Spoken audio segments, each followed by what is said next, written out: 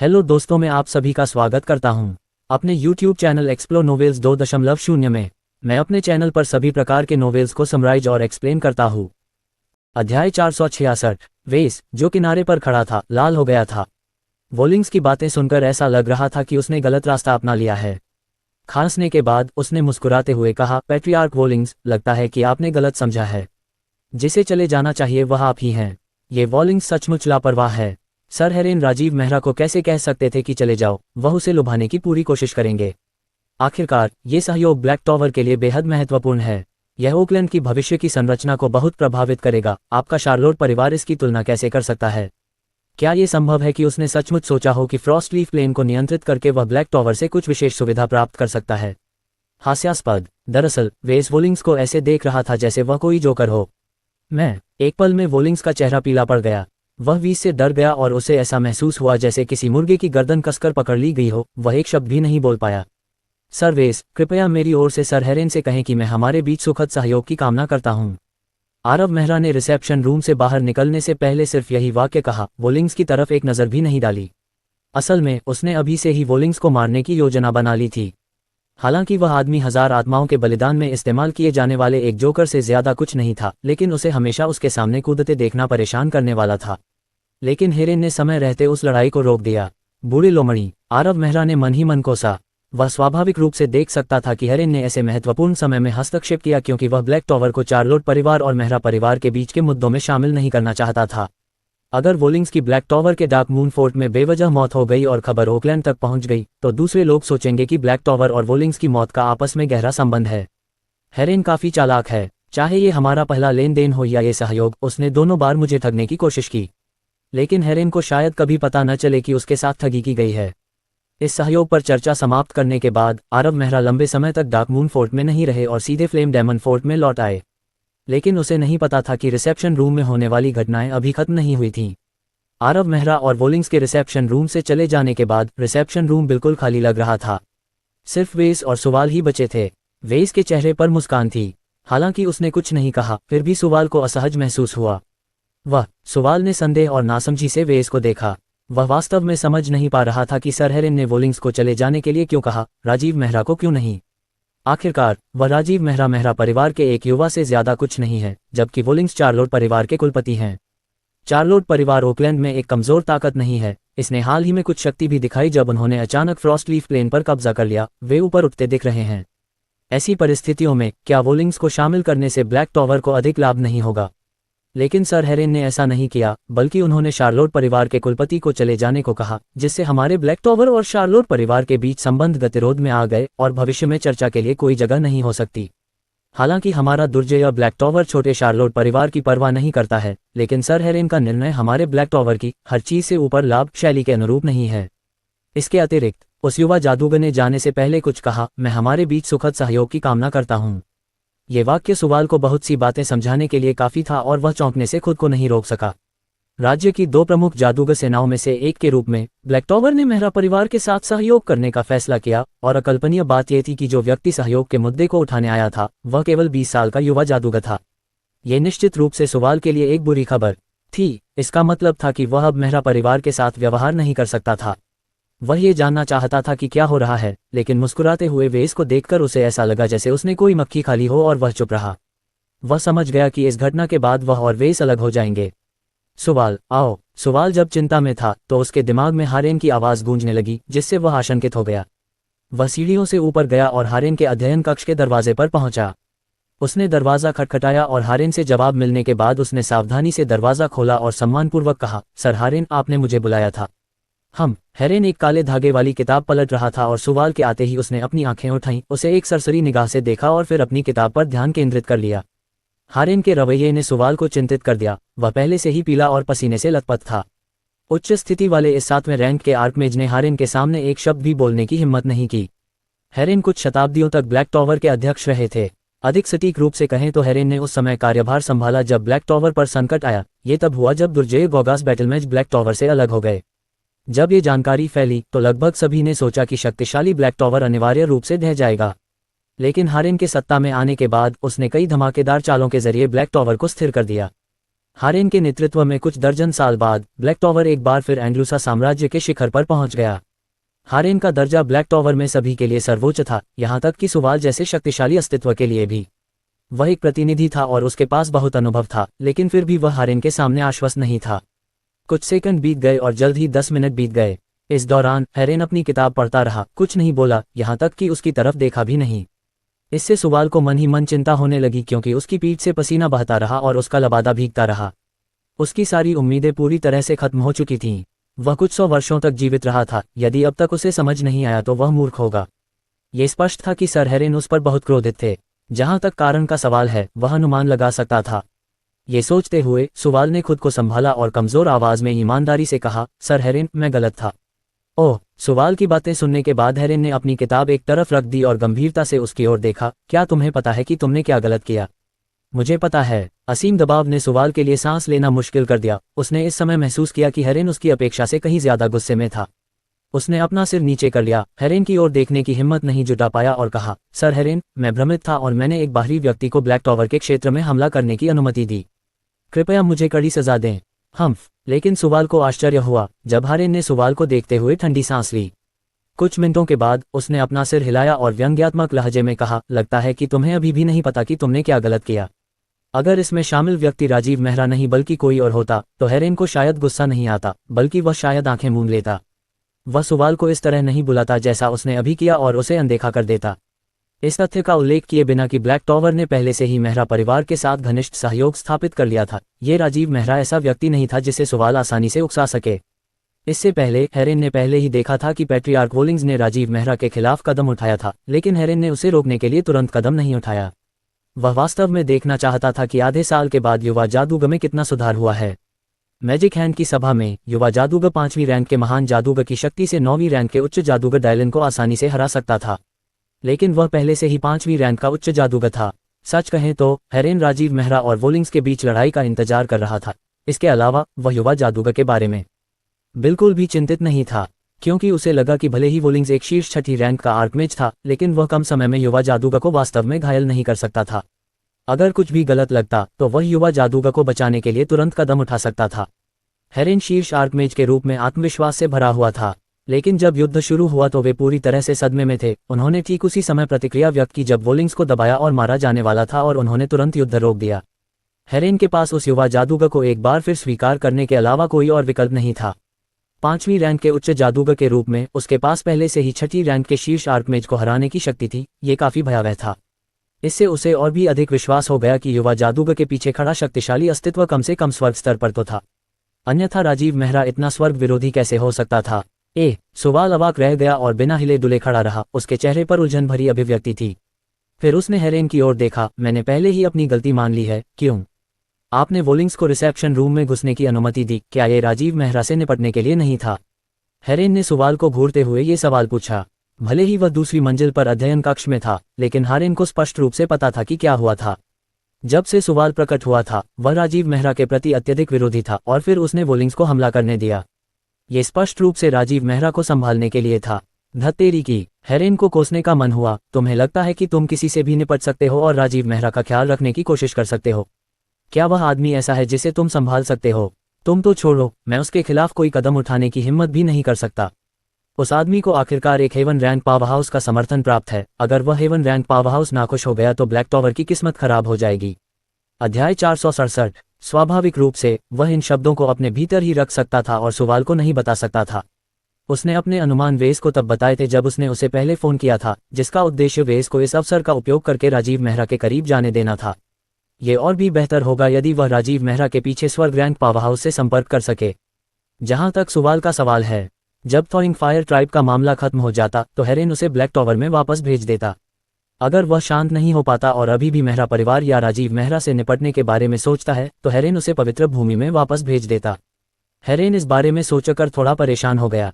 उसने अधीरता से सुवाल की ओर देखा और फिर कहा, अगर तुमने राजीव मेहरा को भड़काया तो ब्लैक टावर तुम्हारी रक्षा नहीं करेगा। हारेन अतिशयोक्ति नहीं कर रहा था।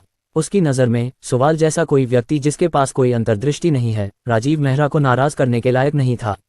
ये संभवतः रहस्यमय स्वर्ग रैंक पावरहाउस को नाराज करेगा और ब्लैक टॉवर के लिए मुसीबतें लाएगा। इस प्रकार हेरेन, जिसने हमेशा ब्लैक टॉवर के लाभों को सबसे ऊपर माना, सुवाल को सीधे सौंपने में संकोच नहीं करेगा, भले ही वह स्वर्गग्रैंड पावरहाउस उसके साथ क्या करना चाहता हो। मुझे क्षमा करें सर हेरेन, मैं। सुवाल घबरा गया, उसने पहली बार हेरेन को इतना सख्त देखा था। इसके अलावा आखिरी वाक्य ने उसे हैरान कर दिया, अगर मैंने राजीव मेहरा को उकसाया तो ब्लैक टॉवर मेरी रक्षा नहीं करेगा। ये कैसे हो सकता है? हालांकि राजीव मेहरा बहुत शक्तिशाली है और उसे मेहरा परिवार का समर्थन प्राप्त है, लेकिन ब्लैक टॉवर के सामने मेहरा परिवार क्या था? यहाँ तक कि ओरेन मेहरा जैसा शक्तिशाली व्यक्ति भी सुवाल पर हमला करने की हिम्मत नहीं कर सकता। बेशक सुवाल इस बारे में हारेन से सवाल करने की हिम्मत नहीं करेगा। याद रखना, अगर तुमने राजीव मेहरा को भड़काने की हिम्मत की तो तुम पवित्र भूमि पर वापस चले जाओगे। हारेन ने गहरी सांस ली और उसे चेतावनी दी। फिर उसने हाथ हिलाकर सुवाल को जाने का इशारा किया। अच्छा, निश्चिंत रहो। हेरेन के सामने खड़े सुवाल को अदृश्य दबाव का सामना करना पड़ रहा था और वह जल्दी ही बेहोश हो जा रहा था तथा अध्ययन कक्ष से बाहर जाने से पहले एक भयभीत बच्चे की तरह सिर हिला रहा था। ... जब आरव मेहरा लौ दानव किले में वापस लौटा तब तक दोपहर हो चुकी थी। आसमान में लटकता हुआ गहरा लाल सूरज क्रूर धूप बिखेर रहा था। भारी सुरक्षा घेरे से गुजरने के बाद आरव मेहरा बैठक कक्ष में दाखिल हुआ। विशाल बैठक कक्ष में केवल 3 लोग थे, थोर्न, एडा और यूरी मेहरा। राजीव मेहरा, आज तुमने ब्लैक टॉवर के डार्क मून फोर्ट में क्या किया? थोर्न के चेहरे पर उदासी का भाव था और उसने आरव मेहरा पर एक सख्त नजर डाली। उन्हें आज सुबह सुबह राजीव मेहरा के बारे में एक रिपोर्ट मिली जिसमें कहा गया था कि राजीव मेहरा आज सुबह डार्क मून फोर्ट गया था और ऐसा लग रहा था कि वह अभी ही लौटा है। राजीव मेहरा पूरी सुबह डार्क मून फोर्ट में रहा, उसने वहां क्या किया? इससे स्पष्टतः थोर्न मेहरा को संदेह हुआ। आखिरकार मेहरा परिवार और ब्लैक टॉवर का कोई संबंध नहीं था और मेहरा परिवार द्वारा नियंत्रित Flame Demon Fort Dark Moon Fort से बहुत दूर नहीं था। वे सदियों से एक दूसरे के खिलाफ पहरेदारी कर रहे थे, इसलिए वह वास्तव में ये पता नहीं लगा सका कि राजीव मेहरा को डार्क मून फोर्ट में जाने का क्या कारण था। ये वाकई बहुत बुरा होगा अगर राजीव मेहरा ने फ्लेम डेमन फोर्ट के बारे में डार्क मून फोर्ट के किसी व्यक्ति को जानकारी लीक कर दी। हालांकि उसे विश्वास नहीं था कि राजीव मेहरा ने ऐसा कुछ किया है, लेकिन थॉर्न को किसी भी संभावना के लिए तैयार रहना था। इस प्रकार जैसे ही युवा जादूगर वापस आया, थॉर्न ने प्रश्नवाचक लहजे में पूछा, जैसे वह किसी अपराधी से बात कर रहा हो। एडा, जो यूरी के साथ एक तरफ बैठी थी, अचानक थॉर्न की बातों से चौंक गई और उसे पसीना आने लगा। वह आदमी जानबूझकर झगड़ा शुरू कर रहा है। तो क्या हुआ अगर उसकी ब्लैक टॉवर से कोई निजी दोस्ती है? क्या वह आपसे मिलने नहीं आ सकता? क्या उसे आपको ये बताना होगा कि वह कुछ लोगों से मिलता है और उनके साथ लंच भी करता है? दोनों कुछ भी नहीं कह सके क्योंकि वे थोर्न की स्थिति से चिंतित थे। आखिरकार थोर्न एक प्लानर कमांडर था, फिर भी उन्हें सतह पर सम्मानजनक होना पड़ा। तभी एडा और यूरी ने युवा जादूगर को क्रोधित होते देखा। अरे नहीं सर थॉर्न, आप एक प्लानर कमांडर हैं, लेकिन मैं भी हूं। मुझे नहीं लगता कि आपके पास मेरे मामलों की निगरानी करने का अधिकार है। हाँ। आरव मेहरा ने थॉर्न को देखा और उसने अपना गाल खुजाया। तुम्हें लगता है कि तुम अभी भी मेहरा परिवार के बाहरी वंशज हो? थॉर्न ने आरव मेहरा की ओर देखा, उसकी नजरें नफरत से भरी हुई थीं। फिर उसने गहरी आवाज में कहा, अब तुम मेहरा परिवार के प्लेनर कमांडर हो। तुम्हारी हर एक हरकत, हर एक काम का बहुत असर होता है।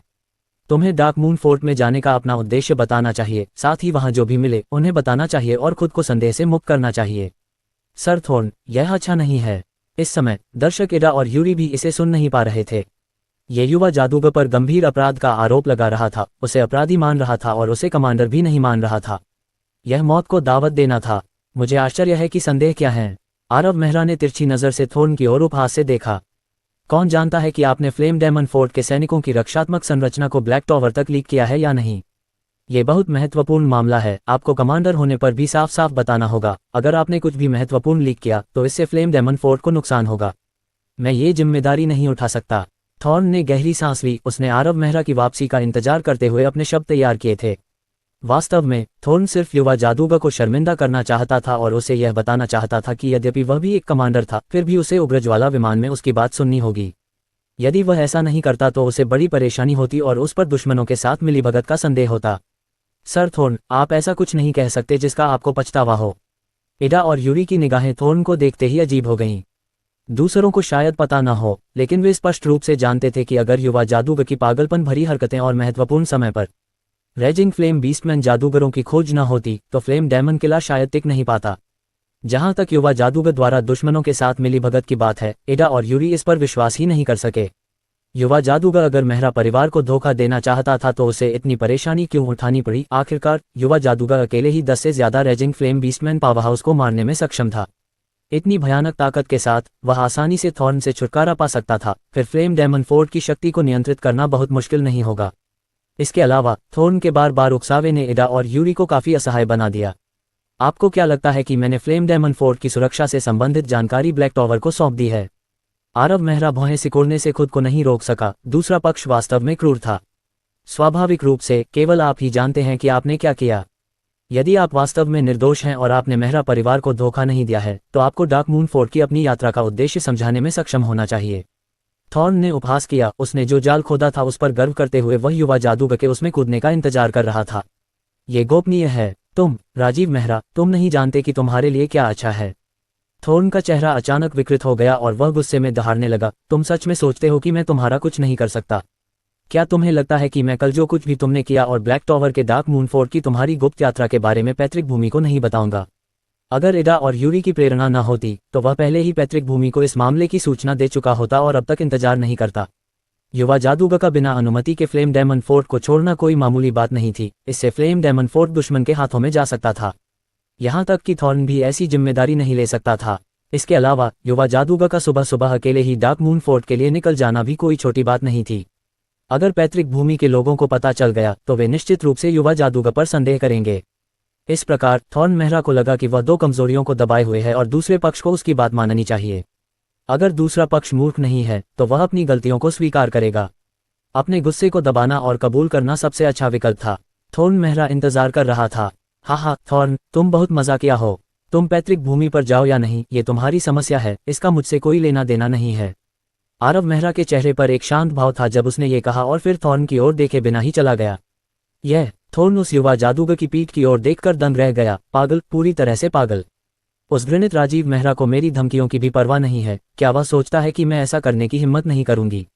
वह सचमुच यह नहीं समझ पाया कि राजीव मेहरा इतना आश्वस्त क्यों था। यूरी और एडा ने एक दूसरे को देखा और फिर चुपचाप उठकर बाहर चले गए और थॉर्न की जानलेवा नजरों से ओझल हो गए।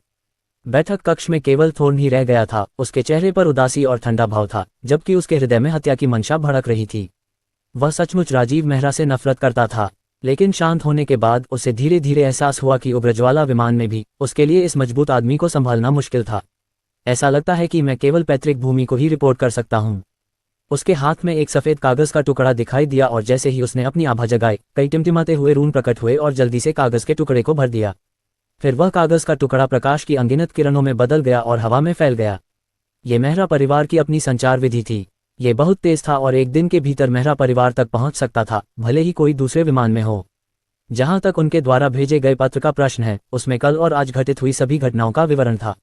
निश्चित रूप से पैतृक भूमि बाद में प्राप्त होने के बाद क्रोधित होगी। राजीव मेहरा के दोनों कार्यों ने उसकी सीमाओं को पार कर लिया। थॉर्न की नज़र में राजीव मेहरा को उसके कमांडर के दर्जे से वंचित करना पहले से ही उसे आसानी से छोड़ देने जैसा था। राजीव मेहरा के कमांडर का दर्जा खोने के बाद सब कुछ बढ़िया हो जाएगा। थॉर्न के पास राजीव मेहरा को मरवाने के अनगिनत तरीके हैं। थॉर्न को अच्छी तरह याद है कि 3 महीने पहले क्या हुआ था। उसने ये भी कहा कि वह राजीव मेहरा को वेलिंग नदी में फेंक देगा। अध्याय 468। आरव मेहरा इस बात पर विचार करने में व्यस्त था कि थॉइंग फायर ट्राइब से कैसे निपटा जाए। स्वाभाविक रूप से उसके पास थॉर्न मेहरा की परवाह करने का समय नहीं था। वास्तव में मीटिंग रूम से बाहर आने के बाद उसने किसी को यूरी और एडा को बुलाने के लिए कहा।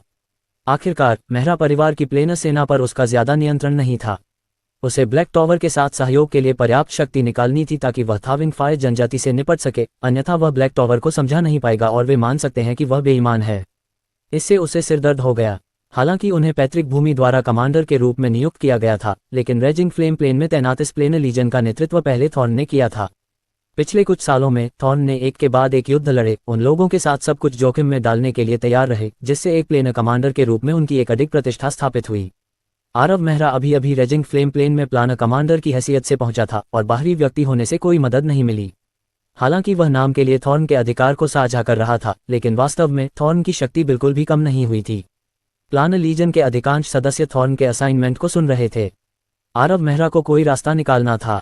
कुछ महीनों बाद वे आधिकारिक तौर पर ब्लैक टॉवर के साथ मिलकर थॉइंग फायर ट्राइब पर हमला करेंगे। अगर तब तक उन्हें एक अच्छी सेना नहीं मिल पाती तो इस मुद्दे से बचना मुश्किल होगा। ब्लैक टॉवर की अपनी समझ के साथ वह स्वाभाविक रूप से जानता था कि उन्होंने सीधे तौर पर क्यों स्वीकार किया। यह मुख्य रूप से इसलिए था क्योंकि हेरेन अपने मुनाफे को अधिकतम करते हुए घाटे के जोखिम को कम करना चाहता था। मेहरा परिवार के साथ सहयोग करने से दोनों पक्ष संयुक्त रूप से जोखिम उठाएंगे। इसके अलावा आज सुबह वह बहुत बेशर्मी से पेश आया और घोस्ट वैली के लिए 70% कोटा सीधे हड़प लिया। अगर उसे पर्याप्त बल नहीं मिल पाता तो यह वाकई शर्मनाक होता। आखिरकार सहयोग के लिए दोनों पक्षों को कुछ प्रयास तो करने ही पड़े। महोदय, ये प्लान सेना ज्वाला दानव किले की रक्षा कर रही है, मैं इसमें से कितने लोगों को लामबंद कर पाऊंगा? एडा और यूरी ने मुश्किल से उसके रहने के क्वार्टर में प्रवेश किया था कि आरव मेहरा पहले ही वहां पहुंच गया। क्या? दोनों स्तब्ध रह गए। उन्हें उम्मीद नहीं थी कि युवा जादूगर अचानक ये सवाल पूछेगा, लेकिन फिर उन्हें मीटिंग रूम के अंदर की स्थिति याद आई और उनके चेहरे के भाव अचानक बदल गए। क्या ऐसा हो सकता है कि वह थॉर्न के साथ सारे दिखावे खत्म करना चाहता है? ये सोचते हुए कि शायद यही मामला हो, एडा और यूरी के चेहरे के भाव अचानक खराब हो गए। आखिरकार वे पैतृक भूमि से आए थे और यद्यपि युवा जादूगर के बारे में उनकी राय अच्छी थी, जबकि थोर्न के बारे में उनकी राय खराब थी, उन्हें इस पर मेहरा परिवार के दृष्टिकोण से विचार करना पड़ा। युवा जादूगर द्वारा थोर्न के साथ संबंध तोड़ने से क्या कोई अच्छा परिणाम निकल सकता है? यह आंतरिक संघर्ष मेहरा परिवार के हितों को नुकसान पहुंचाएगा। उन्हें इसे रोकना ही था। यदि वे ऐसा नहीं कर सकते थे, वे वास्तव में नहीं चाहते थे कि ऐसा कुछ घटित हो। चिंता मत करो, मैं फिलहाल थॉर्न से परेशान नहीं होना चाहता। एडा और यूरी के हाव भाव देखकर आरव मेहरा को पता चल गया कि उन्होंने गलत समझा है, इसलिए उसने अपना गाल खुजाया और आगे कहा, मैं घोस्ट वैली पर नियंत्रण करना चाहता हूं, इसलिए मुझे कुछ बल की आवश्यकता है। बेशक, मैं भविष्य में आपको कुछ चीजें समझाऊंगा। क्या? भूत घाटी पर नियंत्रण कर लो। जब उन्होंने आरव मेहरा का पहला वाक्य सुना तो एडा और यूरी दोनों शांत हो गए, लेकिन बाकी सुनने के बाद उन्हें अजीब लगा। उसने कहा कि वह भूत घाटी पर नियंत्रण करना चाहता है। ये कैसे हो सकता है? दोनों ने रेजिंग फ्लेम प्लेन में कई लड़ाइयों में भाग लिया था और स्वाभाविक रूप से समझ गए थे कि थाविंग फायर ट्राइब हमेशा घोस्ट वैली पर नजर रखे हुए था। भले ही वे आसानी से घोस्ट वैली पर कब्जा कर लें, लेकिन मेहरा परिवार को साल भर वहां पर जमे रहने के लिए एक सेना की जरूरत होगी। युवा जादूगर की भूत घाटी पर कब्जा करने की योजना थोड़ी अवास्तविक थी। मेहरा परिवार ने भूत घाटी की ओर इतने सालों तक बहुत प्रयास किए, लेकिन कोई खास प्रगति नहीं हुई। उन्हें विश्वास नहीं था कि युवा जादूगर ऐसा करने में कामयाब हो पाएगा। हालांकि उन्होंने युवा जादूगर की शक्ति देखी थी, इसमें घोस्ट वैली पर लड़ाई शामिल थी। यह ऐसा कुछ नहीं था जिसे एक या दो लोग सुलझा सकें, इसके लिए एक बड़ी ताकत की जरूरत थी। ये तो बताने की जरूरत नहीं है कि युवा जादूगर को प्लेन युद्ध का ज्यादा अनुभव नहीं था। इस प्लेन लीजन ने कई सालों तक थॉर्न मेहरा का पीछा किया। उन्हें थॉर्न की नाक के नीचे स्थानांतरित करना लगभग असंभव है, लेकिन रेजिंग फ्लेम प्लेन के लिए रवाना होने से पहले पैतृक भूमि ने कुछ लोगों को स्थानांतरित कर दिया, लगभग 400 से 500 लोग। एडा और यूरी ने एक दूसरे को देखा, अंदर ही अंदर कड़वी मुस्कान बिखेरी। वे वास्तव में युवा जादूगर के उत्साह को कम नहीं करना चाहते थे। हम वास्तव में पैतृक भूमि से इस समूह को जुटाने और उन्हें आपकी आज्ञा मानने के लिए मजबूर करने में सक्षम हैं, लेकिन उच्च जादूगर माफा केवल इन लोगों के साथ भूत घाटी पर कब्जा करना थोड़ा मुश्किल हो सकता है। वे मूलतः ये कहना चाहते थे कि 400-500 लोगों पर निर्भर रहकर घोस्ट वैली पर अधिकार करना असंभव होगा, लेकिन विचार करने के बाद वे अपनी बात पर अडिग रहे। उनकी नज़र में भले ही युवा जादूगर को प्लेन युद्ध का कोई अनुभव न हो, फिर भी वह जानता होगा कि किसी विषम परिस्थिति से कैसे बाहर निकला जाए। लेकिन सज्जनों, मैं आपको इन लोगों को ज्वाला दानव किले से बाहर निकालने और मेरे साथ भूत घाटी के लिए प्रस्थान करने के लिए प्रेरित करने के लिए परेशान करूंगा। एडा और यूरी ने निश्चित रूप से नहीं सोचा था कि आरव मेहरा वास्तव में इस समय काफी संतुष्ट था। हालांकि 400 से 500 लोग उम्मीद से थोड़े कम थे, लेकिन ये हमेशा कुछ न होने से बेहतर था। उसने शुरू में सोचा था कि वह ज्यादा लोगों को इकट्ठा नहीं कर पाएगा क्योंकि प्लेन लीजन थॉर्न के नियंत्रण में था, लेकिन उसे खुशी हुई कि एडा और यूरी कुछ 100 लोगों की कमान संभाल रहे थे। 3 मेहरा कजिन और ज्यूबन के साथ यह एक अच्छी सेना मानी जाएगी। बातचीत यहीं खत्म हो गई। आरव मेहरा ने देरी नहीं की और अपने विस्मयकारी समूह को भूत घाटी में ले गया, घाटी को अवरुद्ध करने जैसी कुछ व्यवस्थाएं की। आरव मेहरा के अधीन पैतृक भूमि के लोग अधिकतर महान जादूगर थे, केवल 10 उच्च जादूगर थे। ये थॉर्न मेहरा द्वारा नियंत्रित बल से कहीं अधिक निम्न था। जल्द ही 2 महीने बीत गए। उस दौरान आरव मेहरा उचित व्यवस्था कर रहा था, फ्लेम डेमन फोर्ट और घोस्ट वैली के बीच आगे पीछे भाग रहा था। इस दौरान फ्लेम डेमन फोर्ट पर हमलों का कोई संकेत नहीं दिखा। कुल 10 हमलों ने फ्लेम डेमन फोर्ट को मारा, बड़े पैमाने पर और छोटे पैमाने पर। हालांकि उन्होंने अपनी जमीन पर कब्जा कर लिया, लेकिन उन्हें कुछ नुकसान हुआ। इस दौरान फ्लेम डेमन फोर्ट में माहौल भारी था। थोर्न ने कुछ आदेश दिए और प्लान लीजन के कुछ उच्च रैंक वाले सदस्यों को वहां से जाने को कहा। केवल एडा और यूरी ही पीछे रह गए। महोदय, आप मुसीबत खड़ी कर रहे हैं। 2 महीनों के दौरान थोर्न को पहले ही पता चल चुका था कि आरव मेहरा ने भूत घाटी पर अपनी नजरें गड़ा दी हैं। जब उसने ये खबर सुनी तो वह बहुत देर तक हंसा था। आखिर भूत घाटी कहाँ थी? वह स्थान इतना समृद्ध था कि वह धुंध के रूप में संघनित हो गया। मेहरा परिवार उस पर कब्जा करना चाहता था, लेकिन थोइंग फायर ट्राइब ने उसे नहीं छोड़ा। फिर भी राजीव मेहरा केवल 500 महान जादूगरों के साथ घोस्ट वैली पर बेतहाशा कब्जा करना चाहता था। थॉर्न की नज़र में ये बस मौत को दावत देना था। आखिरकार थोर्न ने कई दर्जन सालों तक रेजिंग फ्लेम प्लेन में कई युद्ध लड़े थे। उसने कई बार घोस्ट वैली पर कब्जा करने की कोशिश की, लेकिन वह हर बार असफल रहा। घोस्ट वैली पर थाविंग फायर ट्राइब का कड़ा पहरा था। जब तक उनके पास था विंग फायर ट्राइब को कुचलने की शक्ति नहीं होती, वे घोस्ट वैली को हासिल नहीं कर पाते। थॉर्न ने पिछले 2 महीनों से राजीव मेहरा की हरकतों को देखा था, लेकिन उसे रोकने का फैसला नहीं किया। उसे लगा कि यह युवा जादूगर हास्यास्पद है, जो 500 महान जादूगरों के साथ पिघलती आग जनजाति को संभालने का सपना देख रहा है। अगर यह इतना आसान होता तो पिघलती आग जनजाति पहले ही मेहरा परिवार द्वारा समाप्त कर दी गई होती, वे अब तक क्यों इंतजार करते। लेकिन उसने राजीव मेहरा को याद दिलाने की योजना नहीं बनाई थी, उसे उसके कार्यों के लिए पीड़ित होने देना भी अच्छा था।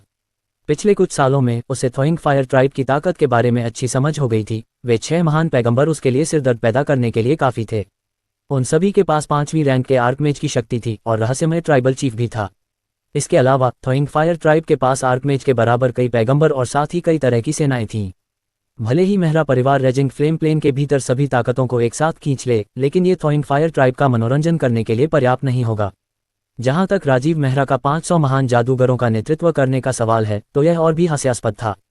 थॉर्न मेहरा ने अनुमान लगाया कि यह बल भूत घाटी के पास तैनात सैनिकों को भी नहीं संभाल पाएगा।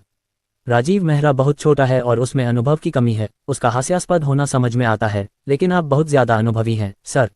आप राजीव मेहरा को सलाह क्यों नहीं देते? हालांकि थॉर्न मुस्कुरा रहा था और इन दोनों आर्कमेज के साथ बहुत विनम्रता से पेश आ रहा था, लेकिन उसके शब्द बहुत कठोर थे। मूलतः थॉर्न को लगा कि राजीव मेहरा का कमांडर का दर्जा केवल नाम मात्र का था और वह प्लान लीजन पर अपना नियंत्रण नहीं रख सकता था, और यह सच था। लेकिन एडा और यूरी मेहरा, पैतृक भूमि के ये 2 महापुरुष, वास्तव में राजीव मेहरा का समर्थन करने के लिए चुने गए थे। पैतृक भूमि के वे महान जादूगर जिन्हें फ्लेम डेमन फोर्ट में स्थानांतरित किया गया था, उन्हें राजीव मेहरा को दे दिया गया। इससे थॉर्न मन ही मन नाराज हो गया, लेकिन ये दोनों पैतृक भूमि से आए थे, उनकी गहरी पृष्ठभूमि थी और उन्हें आसानी से नाराज नहीं किया जा सकता था। हाँ, हाइमेज माफा एक प्लान लीजन कमांडर है, उसका अपना निर्णय है। एडा मेहरा और यूरी मेहरा पीले पड़ गए थे। वे भी राजीव मेहरा को सलाह देना चाहते थे, लेकिन उनकी हिम्मत नहीं हुई। 2 महीने पहले उन्होंने इन 500 महान जादूगरों के कमांडिंग अधिकार राजीव मेहरा को दे दिए थे, और तब से युवा जादूगर हर रोज भूत घाटी की ओर पागलों की तरह भाग रहा था। वे बहुत असहाय महसूस कर रहे थे। अध्याय 469। स्वाभाविक रूप से वे जानते थे कि थॉर्न सही था। भूत घाटी पर हमला करने के लिए 500 महान जादूगरों को ले जाने वाला युवा जादूगर सिर्फ खुद को मूर्ख बना रहा था। इन 500 महान जादूगरों में से बहुत से लोग जीवित नहीं बच पाएंगे अगर वे थोइंग फायर जनजाति से लड़ते हैं, और यह मेहरा परिवार के लिए बहुत बड़ा नुकसान होगा।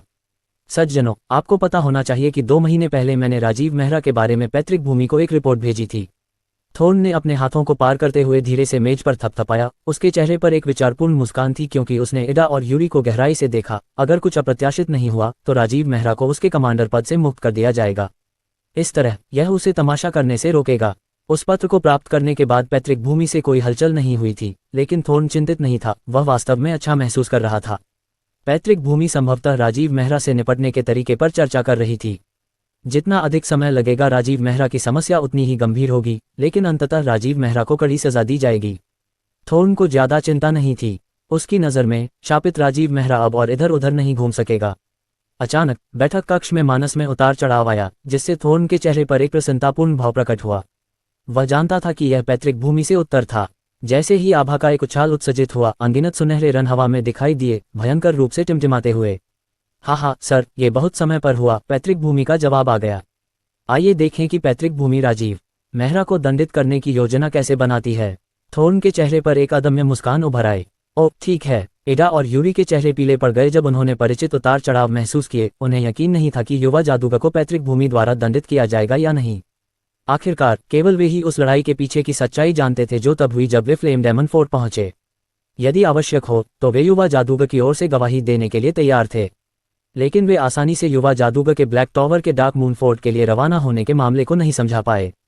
फ्लेम डेमन फोर्ट के कमांडर के रूप में युवा जादूगर का एक विशेष दर्जा था। पैतृक भूमि के लिए यह सोचना आसान होगा, क्योंकि वह अकेले डार्क मून फोर्ट में गया था और थॉर्न आग में घी डालने का काम कर रहा था। काय करते उनके माथे से पसीने की बूंदें टपक रही थीं, उनके वस्त्र जल्दी ही भीगकर उनकी पीठ से चिपक रहे थे, लेकिन फिर भी उन्होंने अपने सिर उठाए और आशंका से सुनहरे रूनों की ओर देखा। कुछ सेकंड के बाद वे सुनहरे रन बदलने लगे। बिल्कुल तड़पते टेडपोल की तरह वे स्पष्ट और दृश्यमान अक्षर बनाने लगे। ये निश्चित रूप से पैतृक भूमि से उत्तर था, और जब एडा और यूरी ने चिंता से उन शब्दों को देखा तो वे स्तब्ध रह गए। फिर वे हंसने लगे, उनके चेहरों पर एक हल्की मुस्कान थी। वास्तव में पैतृक भूमि से प्राप्त संदेश में केवल एक शब्द था, व्यस्त व्यक्ति। व्यस्त व्यक्ति। एडा और यूरी के चेहरे पूरी तरह लाल हो गए थे। वे मुश्किल से मुस्कुराने से खुद को रोक पाए। उन्होंने अनगिनत संभावनाओं की कल्पना की थी, लेकिन उन्होंने कभी नहीं सोचा था कि पैतृक भूमि का जवाब वास्तव में एक शब्द होगा।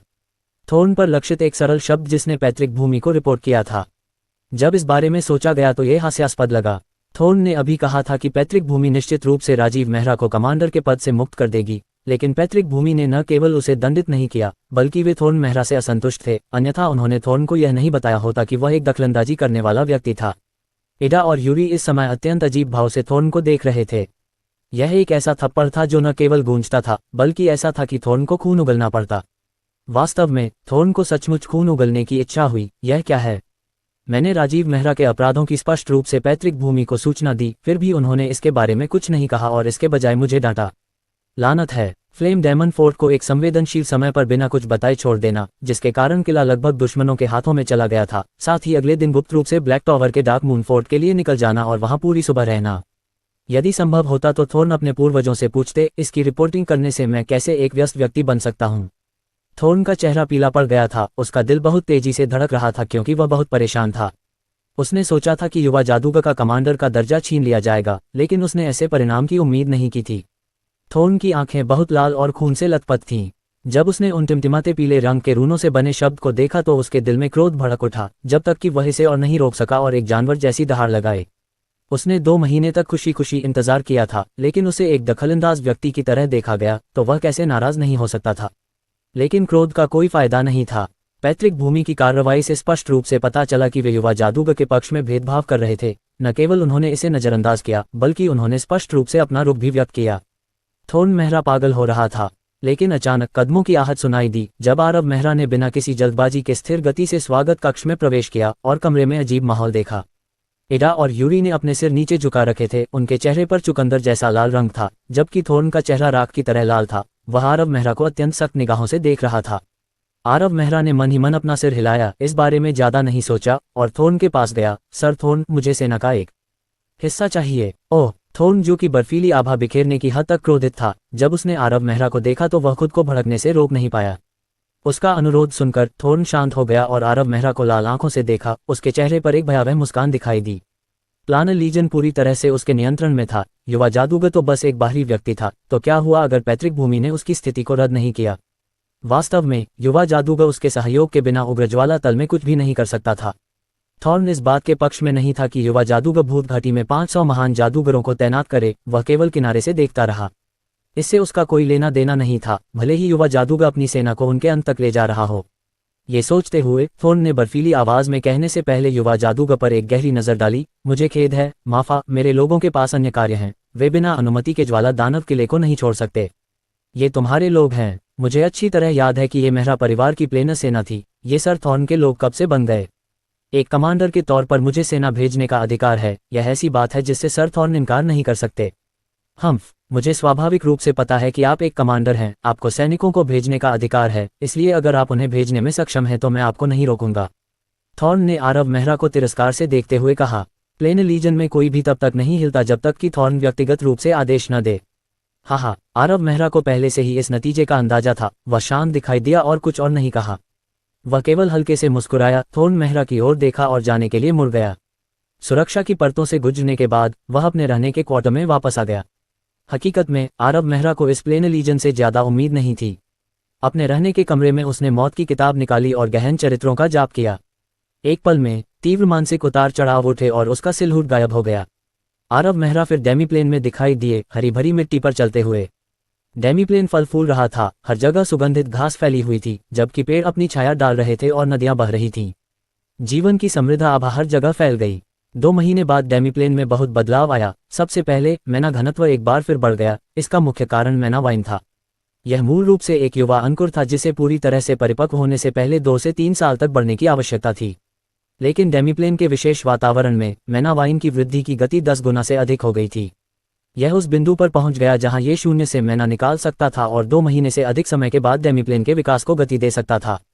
आरव मेहरा की इंद्रियों पर हमला करने वाले समृद्ध मान ने उसे गहरी सांस लेने पर मजबूर कर दिया। उसे तरोताजा महसूस हुआ। पिछले 2 महीनों में इधर उधर भागने से हुई थकावट काफी कम हो गई थी। जब वह हरे भरे लॉन में घूम रहा था तो उसने जादूगरों के जोड़े और तिकड़ी को पूरे मन से ध्यान करते हुए देखा। मान नंगी आंखों से दिखाई दे रहा था, कोहरे का रूप ले रहा था। ऐसा लग रहा था मानो मान किसी तरह की आकर्षक शक्ति के अधीन था और लगातार उनके शरीर की ओर बढ़ रहा था। उनकी आभा लगातार लगभग अगोचर परिवर्तन से गुजर रही थी। Swift star mark meditation law set में महारत हासिल करने के बाद उनके ध्यान की दक्षता किसी को भी ईर्ष्यालु बना देगी।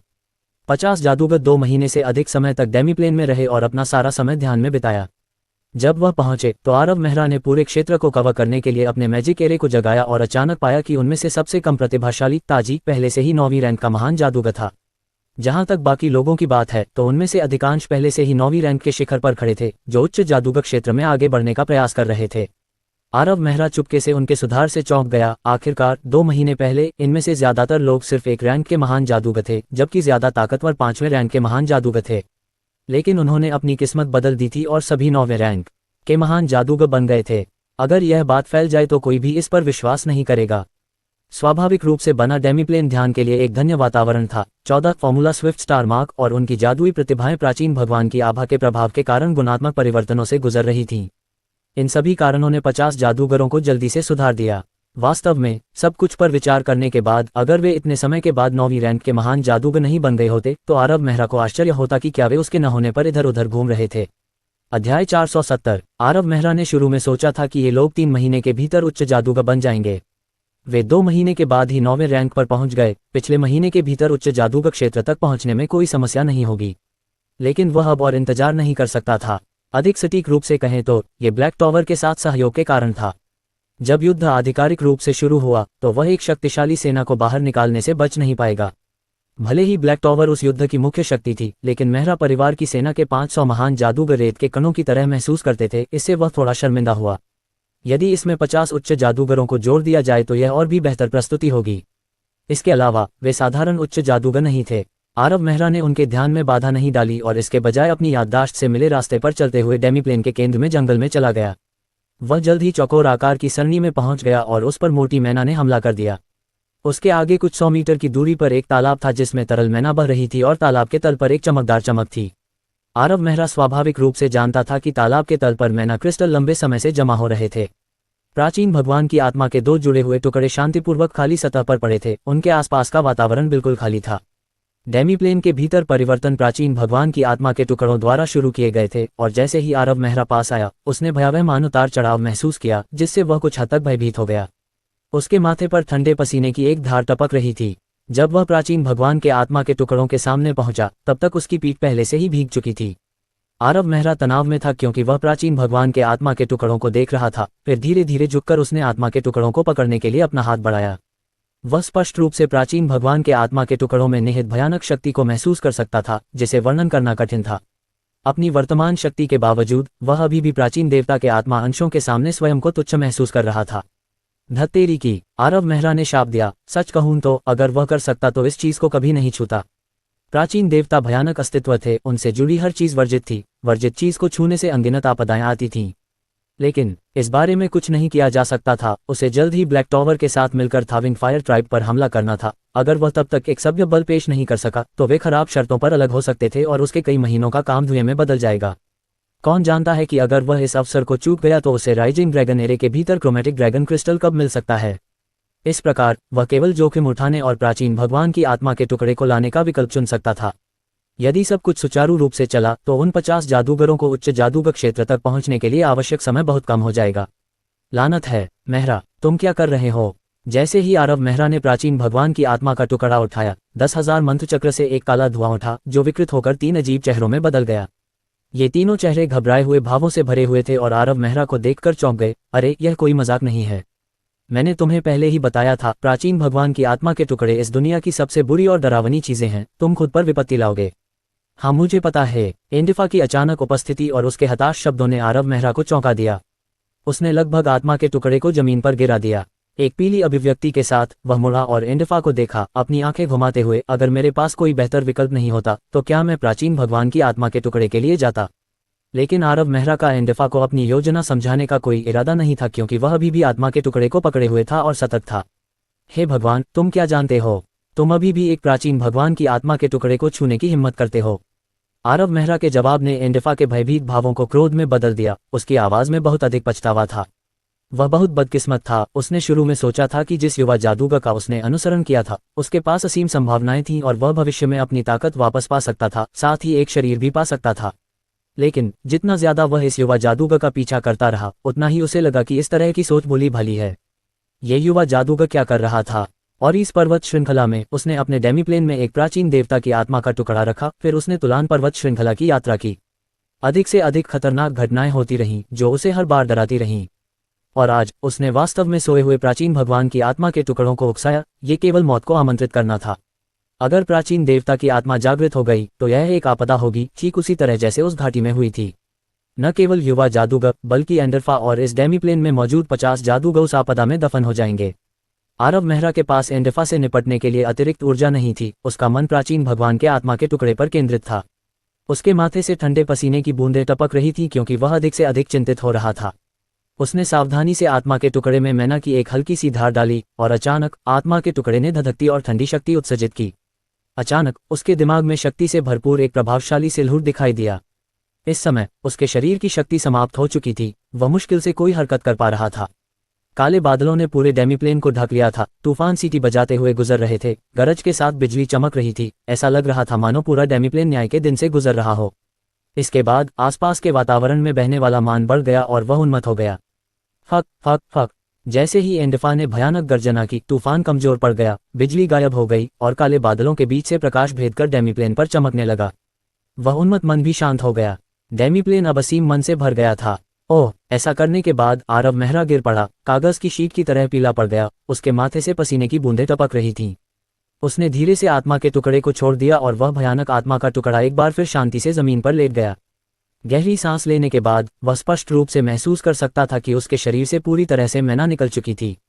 जैसा कि एंडफा ने कहा, उसकी हरकत बेहद खतरनाक थी। उसने प्राचीन भगवान की आत्मा के टुकड़े को जगाने के लिए अपने ही मैना का इस्तेमाल किया था। यह एक ऐसा कदम था जो उस भयावह अस्तित्व को उसकी नींद से जगा सकता था। लेकिन आरव मेहरा जादू युग के अंत में अनगिनत खतरों से गुजर चुका था। उसके मन पर नियंत्रण एक अत्यंत सटीक स्तर पर पहुंच गया था और लगभग सर्वशक्तिमान जादू सरणी के साथ वह आत्मा के टुकड़े के महत्वपूर्ण बिंदु तक पहुंचने से पहले मन के प्रवाह को काट सकता था। इस प्रकार उसने अपना उद्देश्य हासिल कर लिया। इस समय डेमीप्लेन के भीतर दृश्यमान मान बह रहा था। उस शक्ति के प्रभाव में पहाड़ और नदियां तेजी से फैल गईं। वे हरे भरे पेड़ भी पागलों की तरह तेजी से बढ़े, जबकि तालाब में मौजूद मान लगातार चमकती हुई चमक के साथ टिमटिमा रहा था। तालाब के तल पर एक पारदर्शी क्रिस्टल जम गया था। संपूर्ण डेमीप्लेन में अद्भुत परिवर्तन आया। स्वाभाविक रूप से वे 50 महान जादूगर कोई अपवाद नहीं थे। वे सभी चुपचाप ध्यान कर रहे थे और आरव मेहरा के आगमन के बारे में नहीं जानते थे। लेकिन जब प्राचीन देवता की भयावह शक्ति फूट पड़ी तो वे सभी जाग गए और वे सभी स्तब्ध होकर आकाश की ओर देखने लगे। उनके दिलों में भय भर गया। वे इतने लंबे समय से ध्यान कर रहे थे, लेकिन ये पहली बार था जब उन्होंने ऐसी शक्ति देखी थी। सौभाग्य से वह भयावह शक्ति केवल कुछ सेकंड के लिए ही प्रकट हुई और फिर बिना किसी निशान के गायब हो गई। उसकी जगह मन की एक लहर ने ले ली, जिससे वे 50 जादूगर खुशी से पागल हो गए। उन्हें ये याद दिलाने की जरूरत नहीं थी कि यह एक अत्यंत दुर्लभ अवसर था। वे सभी सबसे इष्टतम ध्यान अवस्था में प्रवेश कर गए। कुछ ही मिनटों के बाद उनमें से एक के हाई मैच क्षेत्र में आगे बढ़ने के दौरान एक चौंकाने वाला मैना उतार चढ़ाव आया। असीम मैना को आकर्षित करने के कारण उसके चारों ओर एक तूफान आया जो एक विशाल भंवर में बदल गया। उसके सिर के ऊपर 9 विशाल ज्वलनशील छायाएं तैरती हुई देखी जा सकती थीं, जो एक अत्यंत गर्म आभा उत्सर्जित कर रही थीं। ये दृश्य 3 मिनट से अधिक समय तक जारी रहा, इससे पहले कि वे 9 छायाएं एक साथ मिलकर उस जादूगर के शरीर में वापस आ जाएं। पहले हाई मैच द्वारा ब्लेजिंग स्टॉर्म मैजिक कंडक्टिंग रून को फ्यूज करने और हाई मैच बनने के बाद अनगिनत मैना उतार चढ़ाव दिखाई दिए। आरव मेहरा के स्थान से वह अनगिनत धधकती छायाएं देख सकता था। यह एक बेहद चौंकाने वाला और विस्मयकारी दृश्य था। एक के बाद एक 9वीं श्रेणी के महान जादूगर उच्च जादूगरों में रूपांतरित होते गए। डेमीप्लेन को आज अपनी शांति खोनी ही थी। आरव मेहरा के मन भंवर और किमियागर मन भंवर में एक भी मन नहीं बचा था। वह तालाब के किनारे लॉन पर बैठा था। तभी उसकी मुलाकात अमीर मन से हुई, जिसने उसकी इंद्रियों पर हमला किया और वह एक ध्यान की अवस्था में चला गया। एक के बाद एक मन की एक किरण उसके शरीर में प्रवेश कर रही थी। एंडरफा के लिए उसने आरव मेहरा को कड़वाहट से देखा, लेकिन अंत में चुप रहा। वह वापस काले धुएं में बदल गया और 10,000 जादू चक्र में घुस गया। ये ध्यान अवस्था पूरे दिन तक जारी रही। उसके मन और शरीर की थकावट पूरी तरह से दूर हो गई थी। इस समय डेमीप्लेन के भीतर 50 जादूगरों ने अपने परिवर्तन पूरे कर लिए थे। अपने 9 मैजिक कंडक्टिंग रूनों को एक में मिला दिया था और उच्च जादूगर बन गए थे। कई लोग नोट्स की तुलना कर रहे थे, धीरे धीरे उच्च जादूगरों के रूप में अपनी शक्ति के अनुकूल हो रहे थे। जहां तक आरव मेहरा का सवाल है, जिसने अपना ध्यान पूरा कर लिया था, वह डेमीप्लेन में ज्यादा देर तक नहीं रुका। एक गहन मंत्र का जाप करने के बाद वह बिना किसी निशान के गायब हो गया और अपने रहने के क्वार्टर में प्रकट हुआ। उसकी फ्लेम डेमन फोर्ट के भीतर रहने की कोई योजना नहीं थी, वह घोस्ट वैली की ओर भागना चाहता था और इसलिए वह लगभग आधे घंटे के बाद घोस्ट वैली पहुंच गया। यह एक बहुत ही गुप्त स्थान था जो चारों ओर से हरे भरे जंगल से घिरा हुआ था। एडा और यूरी सहित 500 महान जादूगरों की सेना, साथ ही 3 मेहरा चचेरे भाई और शियुबान पिछले 2 महीनों से यहाँ तैनात थे। अध्याय 471। सज्जनों, क्या मैं आपको 50 टेंट का प्रबंध करने का कष्ट कर सकता हूँ? लोगों का एक समूह आ रहा है। शिविर में पहुंचने के बाद आरव मेहरा ने एडा और यूरी की तलाश की। उसे उन दोनों को तुच्छ मामलों को सौंपने की आदत हो गई थी और दोनों ने कभी शिकायत नहीं की। अरे 50 टेंट! एडा और यूरी दोनों ही अचंभित और भ्रमित थे। वे स्पष्ट रूप से जानते थे कि पैतृक भूमि से मदद मांगने के अलावा युवा जादूगर के पास सहायकों को खोजने का कोई रास्ता नहीं था। फिर भी उन्होंने स्पष्ट रूप से युवा जादूगर को ये कहते हुए सुना कि एक समूह आ रहा था। क्या हो रहा है?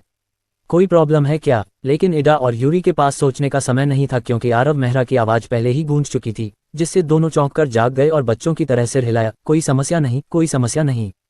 तब मैं तुम्हें परेशान करूंगा। आरव मेहरा ने धीरे से सिर हिलाया और फिर उसके हाथ में मौत की मोटी आभा वाली एक किताब दिखाई दी। उसने एक गहरा मंत्र पढ़ा, जिससे स्थानिक उतार चढ़ाव दिखाई देने लगे और प्लेना पथ का निर्माण हुआ। फिर एक के बाद एक जादूगर प्लेना पथ से बाहर आ गए। उच्च जादूगर! एडा और यूरी हैरान रह गए। उन्होंने समझा कि ये वही लोग होंगे जिनका जिक्र आरव मेहरा ने अभी किया था। लेकिन जैसे जैसे ज्यादा से ज्यादा लोग प्लेना पाथ से बाहर आए, दोनों पूरी तरह से दंग रह गए। आर्कमेज के रूप में अपनी अंतर्दृष्टि से वे स्वाभाविक रूप से देख सकते थे कि बाहर आने वाले जादूगर सभी उच्च जादूगर थे। और सबसे महत्वपूर्ण बात यह है कि ये उच्च जादूगर सामान्य उच्च जादूगरों जैसा एहसास नहीं देते थे। उनकी आभा बहुत शक्तिशाली थी। हालांकि वे केवल प्रथम श्रेणी के उच्च जादूगर थे, लेकिन 5वीं श्रेणी से नीचे के किसी भी उच्च जादूगर को ढूंढना मुश्किल होगा जो उन्हें हरा सके। भले ही इस पर विश्वास करना मुश्किल हो, लेकिन ये सच था। वास्तव में ऐसा नहीं था कि एडा और यूरी ने पैतृक भूमि में ऐसे विशेष उच्च जादूगरों को नहीं देखा था, लेकिन उनमें से 50 का एक साथ प्रकट होना उन्हें पूरी तरह से स्तब्ध कर गया था। वे केवल आश्चर्य से इन उच्च जादूगरों को देख सकते थे। वह 50 उच्च जादूगर थे और वे सभी अपने ही रैंक से कहीं ज्यादा शक्तिशाली थे। नोसेंट में हर बल ऐसे लोगों को पोषण के लायक लक्ष्य मानता था। वे भविष्य में अनिवार्य रूप से आर्कमेज पावर हाउस बन जाते। फिर भी उनमें से 50 अब एक साथ इकट्ठे हुए थे। यह अजीब था। उन्होंने ये भी महसूस किया कि यद्यपि वे दोनों महाजादूगर थे, फिर भी उनके पास इन उच्च जादूगरों के खिलाफ जीतने का मौका नहीं होगा। वे पूरी तरह से विफल होने से पहले लंबे समय तक नहीं टिक पाएंगे। ये थोड़ा डरावना था। आखिरकार वे केवल प्रथम रैंक पर थे और ऐसा लग रहा था कि वे हाल ही में आगे बढ़े हैं। एक बार जब उनकी शक्ति बढ़ गई तो ये कितना भयावह होगा। एडा और यूरी ने कल्पना करने की हिम्मत नहीं की। यद्यपि वे वास्तव में जानना चाहते थे कि ये उच्च जादूगर कहाँ से आए हैं, लेकिन जैसा कि उन्होंने सोचा, ये संभवतः युवा जादूगर के रहस्यों में से एक था, इसलिए उन्होंने ज्यादा कुछ नहीं पूछा और जल्दी से 50 टेंट की व्यवस्था करने के लिए चले गए ताकि ये लोग वहां बस सकें। जल्द ही उन 50 उच्च जादूगरों के बारे में खबर शिविर में फैल गई और बड़ी हलचल मच गई। शिविर से कुछ ही दूरी पर जंगल में एक छाया चमकी, जो अत्यंत तीव्र गति से ज्वाला दानव किले की ओर बढ़ रही थी। इस समय मीटिंग रूम में 5 लोग बैठे थे। प्लान लीजन कमांडर थॉर्न, साथ ही प्लान लीजन के 4 उच्च रैंक वाले सदस्य, 3 आर्कमेज और 1 स्वॉर्ड सेंट। इन लोगों ने कई सालों तक रेजिंग फ्लेम प्लेन पर अपने अभियान में थॉर्न का साथ दिया था और सभी ने मेहरा परिवार में बहुत योगदान दिया था। वह राजीव मेहरा वाकई मुसीबतें खड़ी कर रहा है। वह कितने समय से उग्र ज्वाला विमान में है, फिर भी वह पहले से ही इतना बेतुका काम कर रहा है। कल पैतृक भूमि द्वारा भेजे गए संदेश ने थॉर्न को पूरी तरह से क्रोधित कर दिया था और वह ठीक से सो नहीं पाया था। वह विशाल टिमटिमाता हुआ शब्द समय समय पर उसके दिमाग में आता था। वह वास्तव में समझ नहीं पा रहा था कि पैतृक भूमि राजीव मेहरा का समर्थन क्यों कर रही थी। राजीव मेहरा ने मेहरा परिवार के लिए जो योगदान दिया, उसकी तुलना उनके अपने योगदान से कैसे की जा सकती है? वे स्पष्टतः ऐसा नहीं कर सके। उन वर्षों के दौरान उन्होंने रेजिंग फ्लेम प्लेन के सर्वोच्च कमांडर के रूप में अनगिनत लड़ाइयां लड़ी, मेहरा परिवार के लिए भारी लाभ उठाया, यहाँ तक कि कुछ जीवन धमकी वाली स्थितियों से भी गुजरे। राजीव मेहरा के बारे में क्या? वह 6 महीने पहले मेहरा परिवार में वापस लौटा था और न केवल उसने मेहरा परिवार में कोई योगदान नहीं दिया, बल्कि इसके बजाय कुछ महीने पहले एल्डर काउंसिल में भी उसने उग्र रूप धारण कर लिया था। हाँ, और अब उसने घोस्ट वैली पर हमला करने के लिए सेना इकट्ठी कर ली है। वह बहुत दिलचस्प है, ऐसी बेतुकी बातें कर रहा है। मुझे आश्चर्य है कि अगर पैतृक भूमि के लोगों को इस बारे में पता चला तो उनके चेहरे पर किस तरह का भाव होगा। बैठक कक्ष में चर्चा कर रहे कुछ उच्च पदस्थ शक्तिशाली लोगों के चेहरे पर तिरस्कारपूर्ण भाव थे। वे स्पष्ट रूप से आरव मेहरा की वर्तमान गतिविधियों को नीची नजर से देख रहे थे। हाँ, मुझे उम्मीद नहीं थी कि वह इतना बोल्ड होगा। अपने कुछ अधीनस्थों को युवा जादूगर के बारे में टिप्पणी करते हुए सुनकर थॉर्न के चेहरे पर फीकी मुस्कान आई। उसने एक ठंडी मुस्कान बिखेरी। साहसी होना अच्छी बात है, लेकिन उसे आत्म जागरूक होना चाहिए। भूत घाटी पर कब्जा करने के लिए 500 महान जादूगरों पर निर्भर रहना सिर्फ सपना देखना है। अगर मैं उसे 50 उच्च जादूगर भी उधार दे दूं तो भी नतीजा वही होगा। थॉर्न लंबे समय से इस बात की प्रतीक्षा कर रहा था कि युवा जादूगर 500 महान जादूगरों का नेतृत्व करते हुए विगलन अग्नि जनजाति पर हमला करेगा। उस समय उसे निश्चित रूप से एक अच्छा शो देखने को मिलेगा। लेकिन इस समय जल्दबाजी में कदमों की आवाज सुनी जा सकती थी। एक मध्यम आयु वर्ग का उच्च जादूगर बैठक कक्ष में भागता हुआ आया। उसके चेहरे पर एक खराब भाव था। क्या हुआ? थॉर्न ने अचानक भौहें सिकोड़ लीं। यह मध्यम आयु वर्ग का उच्च जादूगर स्वाभाविक रूप से परिचित था। वह व्यक्ति था जिसे थॉर्न ने पैतृक भूमि के 500 महान जादूगरों की निगरानी के लिए भेजा था। वह पिछले 2 महीनों से लगभग हर दिन स्थिति की रिपोर्ट कर रहा था। सर थॉर्न, भूत घाटी के बगल में शिविर में 50 उच्च जादूगर दिखाई दिए। मध्यम आयु वर्ग के जादूगर ने जोर से सांस ली। उसके चेहरे पर अविश्वास था। वह जंगल शिविर में छिपा हुआ था, लेकिन जब उसे अचानक उन 50 उच्च जादूगरों का पता चला तो वह फ्लेम डेमन किले की ओर भागा। क्या? थॉर्न ने जब ये समाचार सुना तो वह स्तब्ध रह गया। वह 1 दर्जन सेकंड के लिए स्तब्ध रह गया। उच्च जादूगर, और सिर्फ 1 दर्जन नहीं बल्कि 50। राजीव मेहरा को अचानक से 50 उच्च जादूगर कैसे मिल गए? यह अतार्किक है। आखिरकार फ्लेम डेमन फोर्ट में तैनात प्लानर लीजन उसके दृढ़ नियंत्रण में थी। हालांकि राजीव मेहरा एक कमांडर था, वह उन्हें संगठित नहीं कर सकता था। आखिर ये 50 उच्च जादूगर कैसे आए? यह कोई जादू की चाल नहीं हो सकती। पहली बार थॉर्न को लगा कि स्थिति उसके नियंत्रण से बाहर हो रही है। यहाँ तक कि उसके द्वारा कमान की गई प्लानर लीजन में भी कुछ ही उच्च जादूगर थे। उनकी संख्या केवल 200 से अधिक थी और वे प्लानर लीजन की मुख्य शक्ति थे। राजीव मेहरा के पक्ष में उच्च जादूगरों की संख्या उसके ध्यान देने योग्य थी। जब तक वह इन उच्च जादूगरों की उत्पत्ति का पता नहीं लगा लेता तब तक उसे चैन नहीं मिलेगा। फिर उसने कुछ निहितार्थों के बारे में सोचा। 2 महीने पहले Rajiv Mehra Dark Moon Fort गया और पूरी सुबह वहीं रहा। भले ही वह लगातार सवाल करता रहा, राजीव मेहरा ने उसे डार्क मून फोर्ट जाने का अपना उद्देश्य नहीं बताया। हालांकि उसने संदेह जताया कि राजीव मेहरा उस समय ब्लैक टॉवर के साथ मिलीभगत कर रहा था, लेकिन उसके पास कोई सबूत नहीं था। और जैसे जैसे 2 महीने तेजी से बीतते गए, कुछ भी गलत नहीं हुआ। यह इस हद तक था कि यह मामला अब थॉर्न के दिमाग में नहीं था। लेकिन अब राजीव मेहरा के पक्ष में 50 उच्च जादूगरों की अचानक उपस्थिति ने तुरंत उसे संदेहास्पद बना दिया कि क्या ब्लैक टॉवर वास्तव में राजीव मेहरा का समर्थन कर रहा था। यदि सचमुच ऐसा है तो यह उसके लिए अच्छी बात होगी। पैतृक भूमि अब तक राजीव मेहरा के साथ थी, लेकिन थॉर्न को विश्वास नहीं था कि वे आंखें मूंद लेंगे और राजीव मेहरा को गंभीर रूप से दंडित नहीं करेंगे। अगर थॉर्न ने इस अवसर का उपयोग किया और एक सुराग पाया जो साबित करता है कि राजीव मेहरा ब्लैक टॉवर के साथ मिलीभगत कर रहा था। मेहरा परिवार जैसे रक्तवंश के माध्यम से बनाए गए बलों में वफादारी सबसे महत्वपूर्ण चीज थी। अगर परिवार का कोई सदस्य बाहरी लोगों के साथ मिलकर मेहरा परिवार को नुकसान पहुंचाता है तो चाहे वह परिवार परिषद का सदस्य ही क्यों न हो, उसे पूरे मेहरा परिवार की ओर से पीछा किया जाएगा।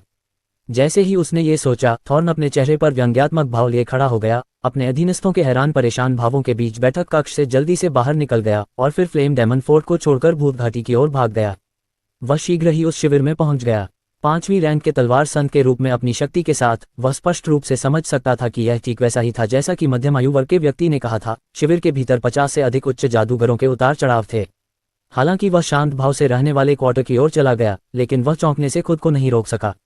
आखिरकार वहां वास्तव में 50 उच्च जादूगर थे। रहने के कमरे में प्रवेश करने के बाद थॉर्न ने लियोन, रॉस और कई अन्य लोगों सहित कई परिचित चेहरे देखे। फिर उसकी नज़र युवा जादूगर पर पड़ी और उसके चेहरे पर एक मुस्कान आ गई और उसने अच्छे स्वभाव वाले लहजे में कहा, हा हाय मैज मेहरा, ऐसा संयोग। ऐसा लगा जैसे वह किसी पुराने मित्र का अभिवादन कर रहा हो। लेकिन वह राजीव मेहरा का दोस्त कैसे हो सकता है? कौन सा दोस्त आखिरी सांस तक लड़ेगा? राजीव मेहरा ने अपने बेटे के मन वलपूल को छेद दिया और उसे अपंग बना दिया। ऐसा कुछ था जिसे वह कभी माफ नहीं कर पाएगा। वास्तव में बोलते समय वह अपने हृदय में उबलते क्रोध को सहने की पूरी कोशिश कर रहा था।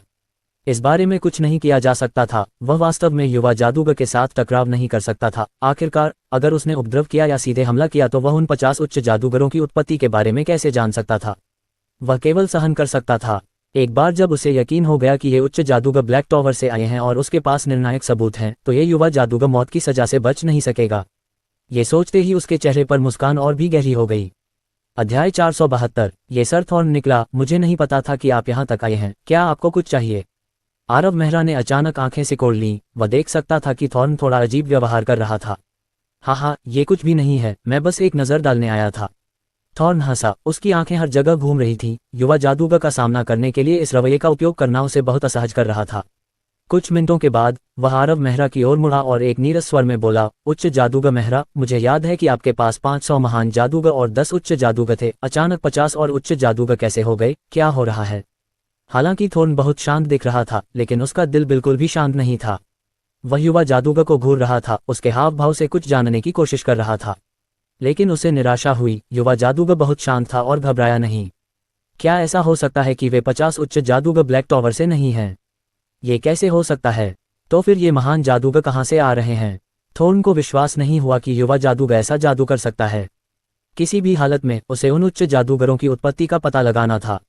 हाँ, हैरान होने की कोई बात नहीं है। हाल ही में महान जादूगरों का एक समूह आगे बढ़ा है और इस प्रकार 50 नए उच्च जादूगर हैं। लिन यून ने मुस्कुराते हुए अपना गाल खुजलाया। फिर उसने थोर्न की ओर एक जांची हुई नजर डाली। ये उच्च जादूगर मुश्किल से 2 घंटे पहले ही दिखाई दिए थे और वह पहले ही दिखाई दे गया। उसे यहाँ आकर पता लगाना चाहिए था कि वे कहाँ से आए हैं। आरव मेहरा ने झूठ नहीं बोला था। उन 50 उच्च जादूगरों ने अभी अभी आक्रमण किया था। हाय मैच राजीव, मेरा मजाक मत उड़ाओ। भले ही यह उन्नति थी, 2 महीने के भीतर इतने सारे लोगों का हाई मैच तक आगे बढ़ना थोड़ा समझ से परे है। थोर्न ने निष्ठाहीनता से मुस्कुराते हुए कहा, अंदर ही अंदर कोसते हुए। भले ही आप मुझे आधा अधूरा जवाब दे रहे हो, कम से कम मुझे एक सभ्य जवाब तो दो। एक मूर्ख भी इस पर विश्वास नहीं करेगा। मैं तुम्हारा मजाक नहीं उड़ा रहा हूं। लिन यून ने एक बार फिर अपना गाल खुजलाया और मुस्कुराने की कोशिश की। फिर वह चुप हो गया। वह समझाने की योजना नहीं बना रहा था। ये डेमीप्लेन के साथ साथ कुछ अपमानजनक बातों से संबंधित था। भले ही उसने थॉर्न को बताया हो, लेकिन दूसरी तरफ से शायद उस पर विश्वास न हो। अच्छा, थॉर्न के चेहरे पर गुस्सा झलक रहा था। उसने आरव मेहरा पर व्यंग्य किया, अब दिखावा नहीं करते हुए, मैं देख रहा हूं कि तुम बोलने की हिम्मत नहीं कर रहे हो। क्या कोई छिपा हुआ रहस्य है? क्या इसका ब्लैक टॉवर से कुछ लेना देना है? जांच के बाद थोर्न ये पता लगाने में सक्षम था कि अज्ञात मूल के उन उच्च जादूगरों की पहचान उजागर नहीं की जा सकती थी, अन्यथा युवा जादूगर इस तरह से इसे नहीं छिपाते। ये ब्लैक टॉवर से संबंधित हो सकता है, चाहे खुले में हो या छिपे हुए। वह सुराग खोजता और पैतृक भूमि को रिपोर्ट करता। आखिरकार यह कोई मामूली बात नहीं थी कि यदि युवा जादूगर वास्तव में ब्लैक टॉवर के साथ मिलीभगत कर रहा था, तो इससे मेहरा परिवार के हितों को अवश्य ही नुकसान पहुंचेगा। हाँ, आरव मेहरा ने अपनी आंखें घुमाईं। हाय मैच राजीव, तुम्हारा क्या मतलब है? तुम मेरे सवाल का जवाब देने की हिम्मत नहीं करते। हमें उन हाई मैच की उत्पत्ति बताओ। तथ्यों का उपयोग करके साबित करो कि तुम ब्लैक टॉवर के साथ मिलीभगत नहीं कर रहे हो और मेहरा परिवार को धोखा नहीं दे रहे हो। थोर्न ने आरव मेहरा को घूरते हुए सख्त नजर से देखा। आरव मेहरा को इस बार अपनी आंखें घुमाने का भी मन नहीं हुआ। अपमान और विरोधाभास सबसे ज्यादा दुखदायी नहीं थे, बल्कि उपेक्षा सबसे ज्यादा दुखदायी थी। थोर्न के माथे पर एक नस फड़क उठी, क्योंकि उसका गुस्सा चरम पर था। लेकिन जैसे ही वह भड़कने वाला था, एक छाया तेजी से अंदर आई। हाय मैच राजीव, घोस्ट वैली के पास स्थित बीस्टमैन सेना हमारे शिविर पर आक्रमण कर रही है। नवागंतुक यूरी था। वह अपनी रिपोर्ट देते समय आरव मेहरा को उत्सुकता से देख रहा था। अपनी रिपोर्ट समाप्त करने के बाद उसने थोर्न को किनारे पर देखा और उसके चेहरे पर शर्मिंदगी भरी अभिव्यक्ति उभरी और फिर वह तुरंत गायब हो गया। ठीक है, मैं समझ गया। आरव मेहरा मुस्कुराया और हाथ हिलाया, इस बारे में ज्यादा नहीं सोचा। दरअसल उसने अपनी जादुई व्यूह रचना के जरिए पहले ही सेना के आने का अंदाजा लगा लिया था। इसके बाद वह समूह को आवासीय क्वार्टर से बाहर ले गया और अपने सैनिकों को बीस्टमैन सेना से मुकाबला करने के लिए ले जाने के लिए तैयार हो गया। उसकी आज्ञा का पालन करते हुए शिविर के सभी जादूगर अपने तंबुओं से बाहर निकल आए और शीघ्र ही एकत्रित हो गए। उसी समय युद्ध के मैदान के दूसरी ओर युवा रेजिंग फ्लेम बीस्टमैन टिमटिमाते लाल रून के साथ था। यास हमले का आदेश देने के बाद एशन भेड़ियों पर सवार मजबूत रेजिंग फ्लेम बीस्टमैन अपनी लंबी तलवारें लहराते हुए जंगल के अलग अलग हिस्सों से शिविर की ओर दौड़े। लगभग 1000 उग्र ज्वालाधारी पशु मानव भेड़िया सवार जबरदस्त गति के साथ जंगल से बाहर निकले और एक क्षण में पूरे शिविर में बाढ़ ला दी। युवा उग्र ज्वाला जानवर यास हमले का नेतृत्व कर रहा था। उसकी नज़र में ये लड़ाई पहले ही जीत ली गई थी और इन सभी मनुष्यों का सफाया हो जाएगा। थॉइंग फायर जनजाति ने पूरे साल घोस्ट वैली की रक्षा के लिए एक सेना तैनात की थी, जो मेहरा परिवार के साथ गतिरोध में रही। पिछले कुछ सालों में मेहरा परिवार और थॉइंग फायर जनजाति के बीच घोस्ट वैली के लिए कई भयंकर लड़ाइयां हुई, लेकिन अंत में कोई भी घोस्ट वैली पर कब्जा नहीं कर पाया। इस तरह ये गतिरोध बना रहा। जहां तक घोस्ट वैली में तैनात इस घुड़सवार इकाई की बात है, तो वे आमतौर पर यास के शिक्षक लाजार्ड के नेतृत्व में थे। वास्तव में 1 महीने से भी ज्यादा समय पहले जब मनुष्य घोस्ट वैली के आसपास घूम रहे थे, तो उन्होंने कुछ गड़बड़ देखी थी। उन्होंने जांच करने के लिए कुछ लोगों को भेजा और पाया कि जंगल की गहराई में मानव जादूगरों का एक समूह तैनात है, जो एक सेना का आयोजन कर रहा है। हालांकि एक तो ही अभियान के दौरान यास ने अनजाने में मनुष्यों के उस समूह में कुछ परिचितों की खोज की। ये वे कुछ मानव जादूगर थे जिनसे वह उस रात घोस्ट वैली में मिला था। उस समय उसके शिक्षक ने उसे बताया कि वह उन मानव जादूगरों के बराबर नहीं है, जिससे यास असहज महसूस करता है। ये तो बिल्कुल ही बेतुका था। वे मानव जादूगर केवल उच्च जादूगर थे, उन्हें मारना उसके लिए बहुत आसान होता। उसने अपने गुरु को कई बार उस मानव सेना को खत्म करने के लिए सेना भेजने का सुझाव दिया, लेकिन उसके गुरु सहमत नहीं हुए। इस प्रकार यास केवल असहाय होकर सहन कर सका, जब तक उसके शिक्षक लाजार्ड को आदिवासी प्रमुख द्वारा वापस नहीं बुला लिया गया। घुड़सवार सेना इकाई का नियंत्रण स्वाभाविक रूप से यास के हाथों में आ गया और उसके शिक्षक के चले जाने के बाद उसने मानव जादूगर सेना को खत्म करने की तैयारी की। उसने पहले ही उस सेना की शक्ति की जांच कर ली थी। वहां लगभग 500 लोग थे और उनकी शक्ति औसत से कम थी, उनमें से लगभग सभी महान जादूगर थे। इस तरह की ताकत को केवल भयानक ही माना जा सकता था। उसे 100% भरोसा था कि वह उन्हें खत्म कर सकता है। एक दिन पहले युद्ध की रणनीति पर विचार करने के बाद उसने करीब 1000 वुल्फ राइडर्स को बुलाया और उन्हें शिविर को घेरने के लिए 4 अलग अलग दिशाओं में भेजा। इसके अलावा उसने उन कुछ उच्च जादूगर मनुष्यों को पकड़ने और उन्हें जनजाति में वापस लाने की योजना बनाई। उस समय उसके शिक्षक ने स्वीकार किया कि उन कुछ मनुष्यों में कुछ खास नहीं था। यास इसका इंतजार कर रहा था। रंबल, युद्ध के मैदान से चिंगारी फूटने के साथ ही धधकती आभाएं चमकदार मंत्रों से टकराने लगीं। एक पल में हजारों वुल्फ राइडर्स मानव जादूगर सेना से भिड़ गए। लेकिन फिर घुड़सवार सेना का नेतृत्व कर रहे यास को अचानक कुछ गड़बड़ का पता चला। इन मानव जादूगरों की शक्ति उसकी उम्मीदों से अलग थी। शिविर के केंद्र से कुछ दर्जन अत्याचारी आभाएं उठीं, जिसके बाद शानदार मंत्रों ने उन वुल्फ राइडर्स को अपने आगोश में ले लिया। बहुत से वुल्फ राइडर्स को राख में बदलने से पहले चीखने का भी समय नहीं मिला। इस समय यास पूरी तरह से स्तब्ध था, वह अविश्वास में था। एकत्रित जानकारी में 500 महान जादूगरों के साथ साथ कुछ उच्च जादूगरों का भी उल्लेख था। फिर भी वह महसूस कर सकता था कि वे कुछ दर्जन प्रभावशाली आभाएं उच्च जादूगरों की थीं और वे बहुत ही दुर्जय उच्च जादूगर थे। धत्तेरी की, यास ने निर्दयतापूर्वक शाप दिया। उसने शुरू में सोचा था कि 500 महान जादूगरों की यह मानव सेना उसके 1000 वुल्फ राइडर्स द्वारा नष्ट कर दी जाएगी, लेकिन कुछ दर्जन उच्च जादूगर अचानक मनुष्यों के बीच प्रकट हुए। ये कुछ उच्च जादूगर नहीं थे, बल्कि उनमें से कुछ दर्जन थे। आखिर इतने सारे पावर हाउस कैसे हैं? लेकिन युद्ध के मैदान की गर्मी में यास के पास सोचने के लिए ज्यादा समय नहीं था। उन हाई मैच पावर हाउस के कदम उठाने के बाद मंत्रों की एक भयानक बाढ़ ने उसकी सेना को घेर लिया, जिससे हर पल और अधिक बीस्टमैन मारे गए। चिंतित, यास ने 2 भयंकर दहाड़ लगाए और पीछे हटने का आदेश दिया। फिर वह अपने एशन वुल्फ से कूद गया। उसके 2 मीटर लंबे शरीर पर गहरे लाल रंग के टिमटिमाते हुए रन उसकी गति को उसकी सीमा तक बढ़ा रहे थे। दहाड़ने के बाद यास पागलों की तरह भाग गया। उसने पीछे मुड़कर भी नहीं देखा और 1 दर्जन मिनट बाद ही रुका, जब उसे कोई गतिविधि का संकेत नहीं मिला। हौंकते हुए उसने पीछे देखा और ठंड महसूस की। वह इस बार वास्तव में एक आपदा में भाग ले रहा था। इस लड़ाई में भाग लेने वाले 1000 वुल्फ राइडर्स में से कोई भी जीवित नहीं बच पाया। ये केवल 30 मिनट तक चला, फिर भी यास एकमात्र जीवित व्यक्ति था। यास घबरा गया, उसका ठंडा पसीना जमीन पर टपक रहा था।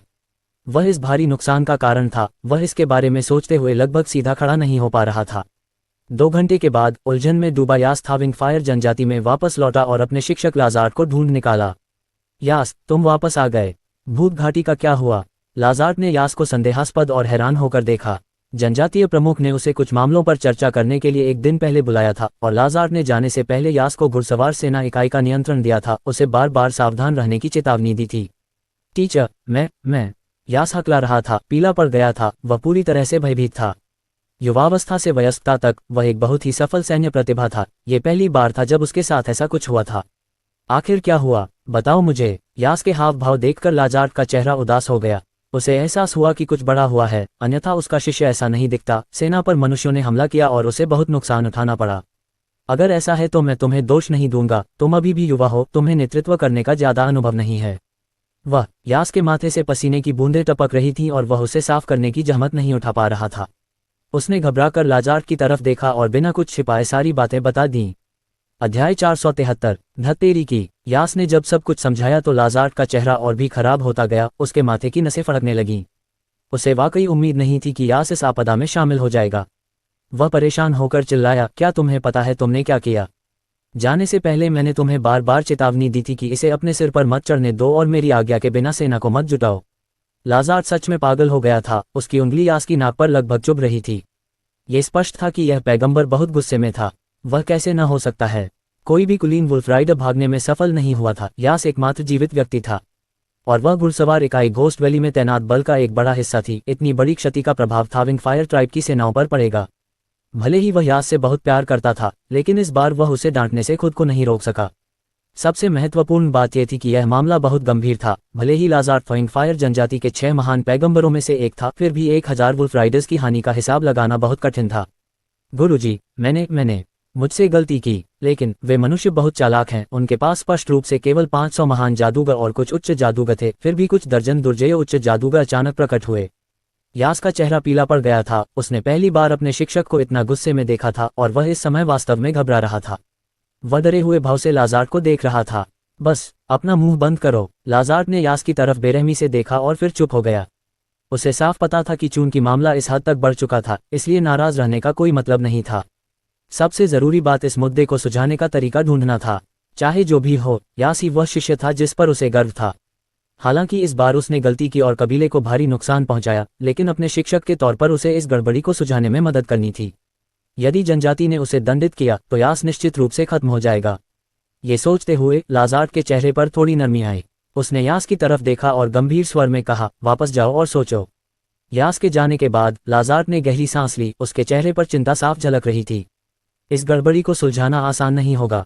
नुकसान बहुत बड़ा था। 1000 वुल्फ राइडर्स का सफाया हो गया था और अगर कोई नतीजा नहीं निकलता तो लाजार्ड को इसकी वजह नहीं पता होती, उसे कड़ी सजा दी जाती। लेकिन अगर वह घोस्ट वैली पर नियंत्रण पा लेता तो वह नुकसान की भरपाई कर सकता था। ये योजना लाजार्ड के दिल में दिखाई दी, लेकिन ऐसी योजना को अंजाम देने में कठिनाई बहुत अधिक थी। आखिरकार भूत घाटी पर लड़ाई अनगिनत वर्षों से गतिरोध में थी। बिना दबंग शक्ति के भूत घाटी को पूरी तरह से नियंत्रित करना बहुत मुश्किल होगा। ऐसा लगता है कि मैं उसे आगे बढ़ने की इजाजत ही दे सकता हूँ। लाजार्ड ने एक बार फिर आह भरी। ऐसा लग रहा था जैसे उसने अपना मन बना लिया था और वह उठकर अपने घर से निकल गया। कुछ देर बाद वह एक गुप्त स्थान पर पहुंच गया। उसने प्राचीन बीस्टमैन में एक लंबा और गहरा वाक्य बोला। जैसे ही उसने ये कहा, उसके शरीर पर गहरे लाल रंग के रून तेजी से चमकने लगे, जिसके बाद धरती हिलने लगी। ... इस समय घोस्ट वैली के पास भयंकर युद्ध समाप्त हो चुका था। जादूगरों की सेना युद्ध के मैदान में घूम रही थी, उग्रज्वाला वाले जानवरों के शरीर को जला रही थी और युद्ध की लूट की जांच कर रही थी। सब कुछ व्यवस्थित ढंग से चल रहा था। आरव शिविर के बीच में खड़ा था, व्यस्त जादूगरों को देख रहा था। लगभग सभी के चेहरे पर खुशी के भाव थे। आखिरकार नुकसान बहुत कम था, जबकि उन्होंने पिघलती आग जनजाति की शक्ति को बहुत कमजोर कर दिया था। जहां तक थोर्न का प्रश्न है, जो किनारे पर खड़ा था, उसका चेहरा बहुत खराब था, और जैसे जैसे उसकी नज़र युद्ध के मैदान की सफाई में व्यस्त उन उच्च जादूगरों पर पड़ी, उसका चेहरा और भी खराब होता गया।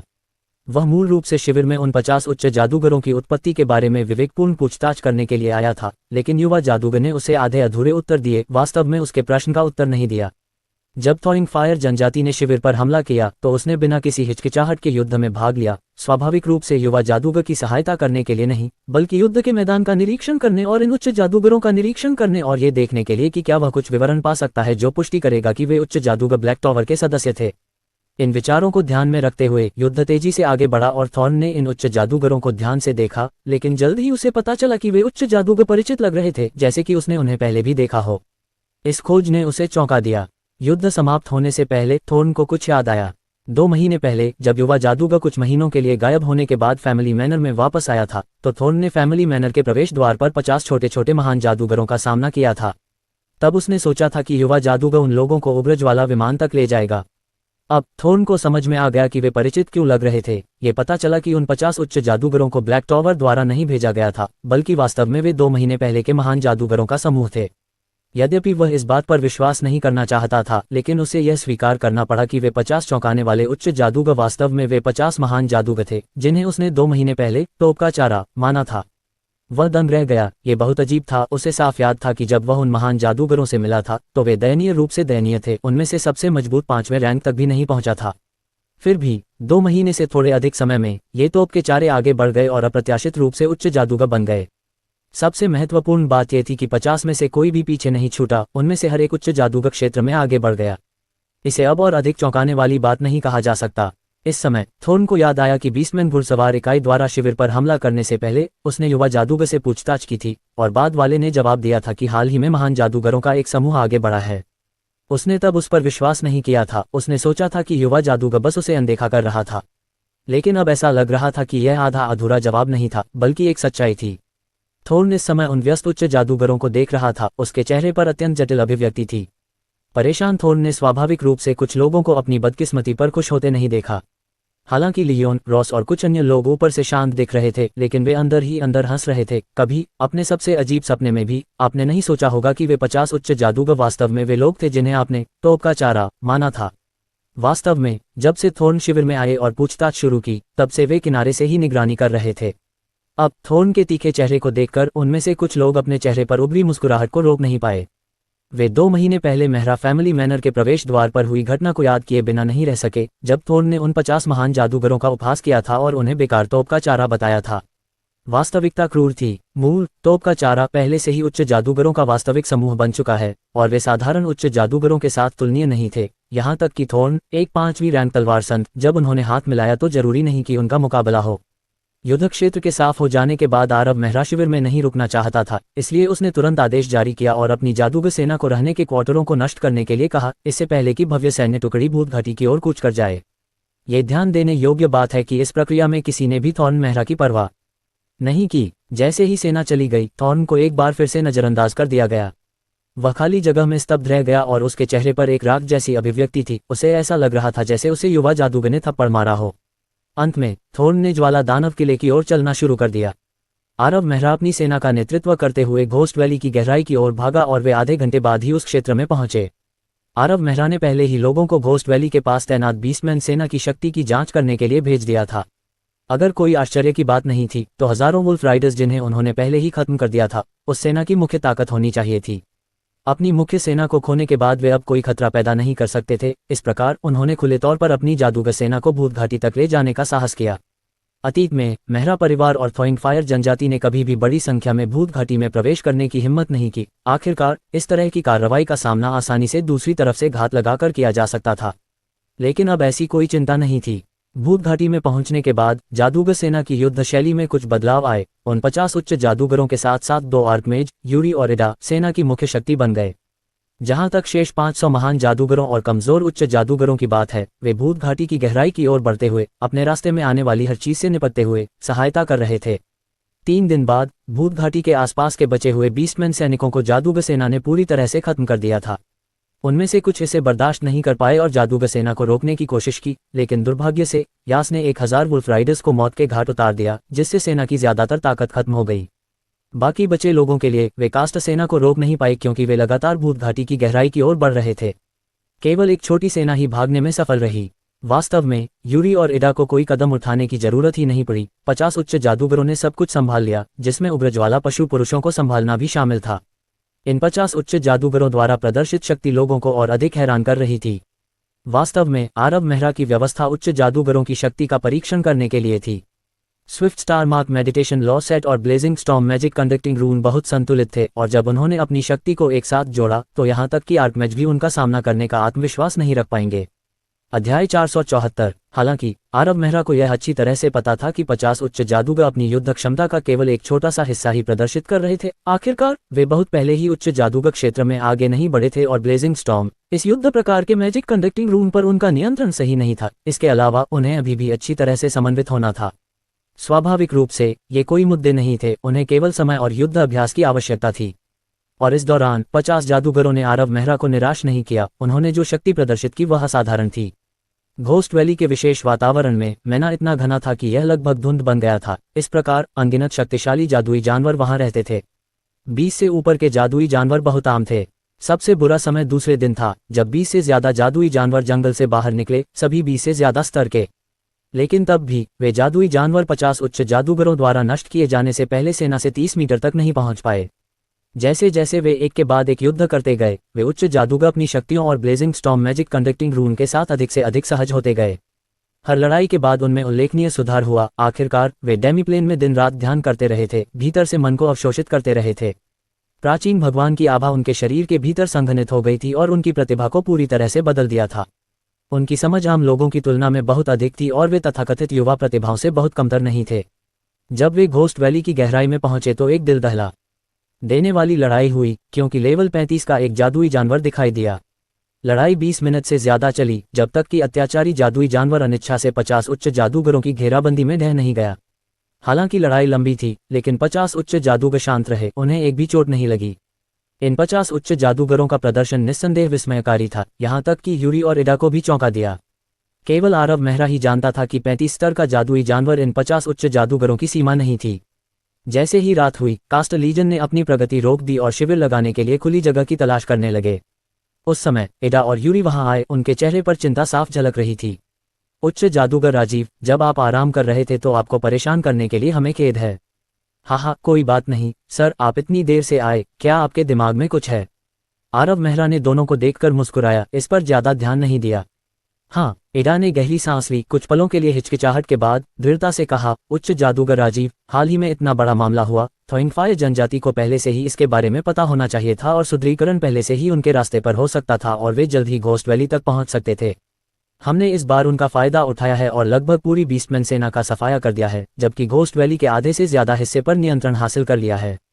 हमें आगे बढ़ना बंद कर देना चाहिए और थोइंगफाई जनजाति के सुदृढ़ीकरण का विरोध करने के लिए रक्षात्मक स्थिति में आ जाना चाहिए। उनकी नज़र में यह सचमुच जरूरी था। अगर वे कमांडर होते तो निश्चित तौर पर ऐसा करते।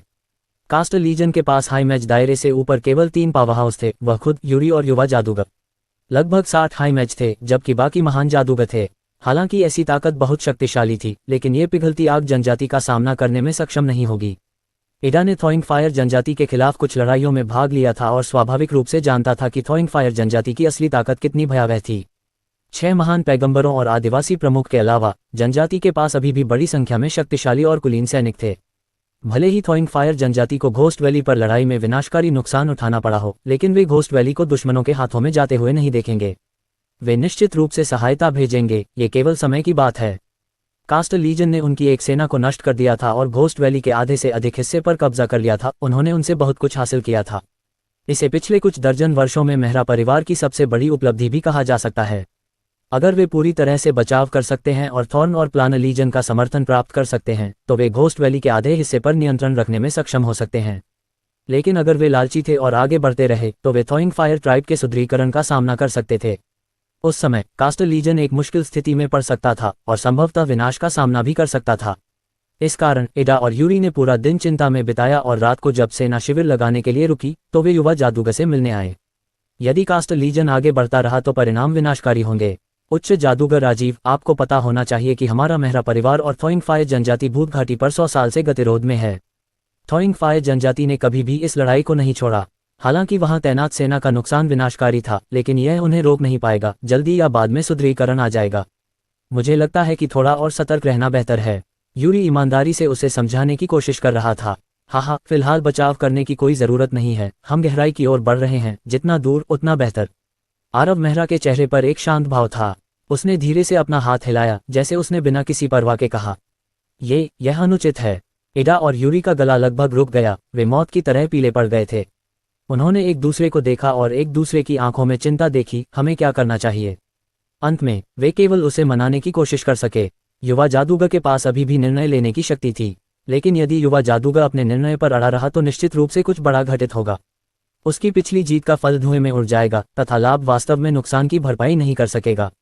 जैसे ही एडा और यूरी ने उसे एक बार फिर मनाने की योजना बनाई, उन्होंने अचानक देखा कि युवा जादूगर भौहें सिकोड़ रहा है। दोनों चौंक गए और एक शब्द भी बोलने की हिम्मत नहीं जुटा पाए। कुछ महीनों तक युवा जादूगर के संपर्क में रहने के बाद वे स्पष्ट रूप से समझ गए थे कि यद्यपि युवा जादूगर के साथ घुलना मिलना आसान था और उसके चेहरे पर हमेशा मुस्कान रहती थी, लेकिन अगर वह नाखुश था तो आपदा घटित हो सकती थी। महोदय, क्या आपने वह आवाज सुनी?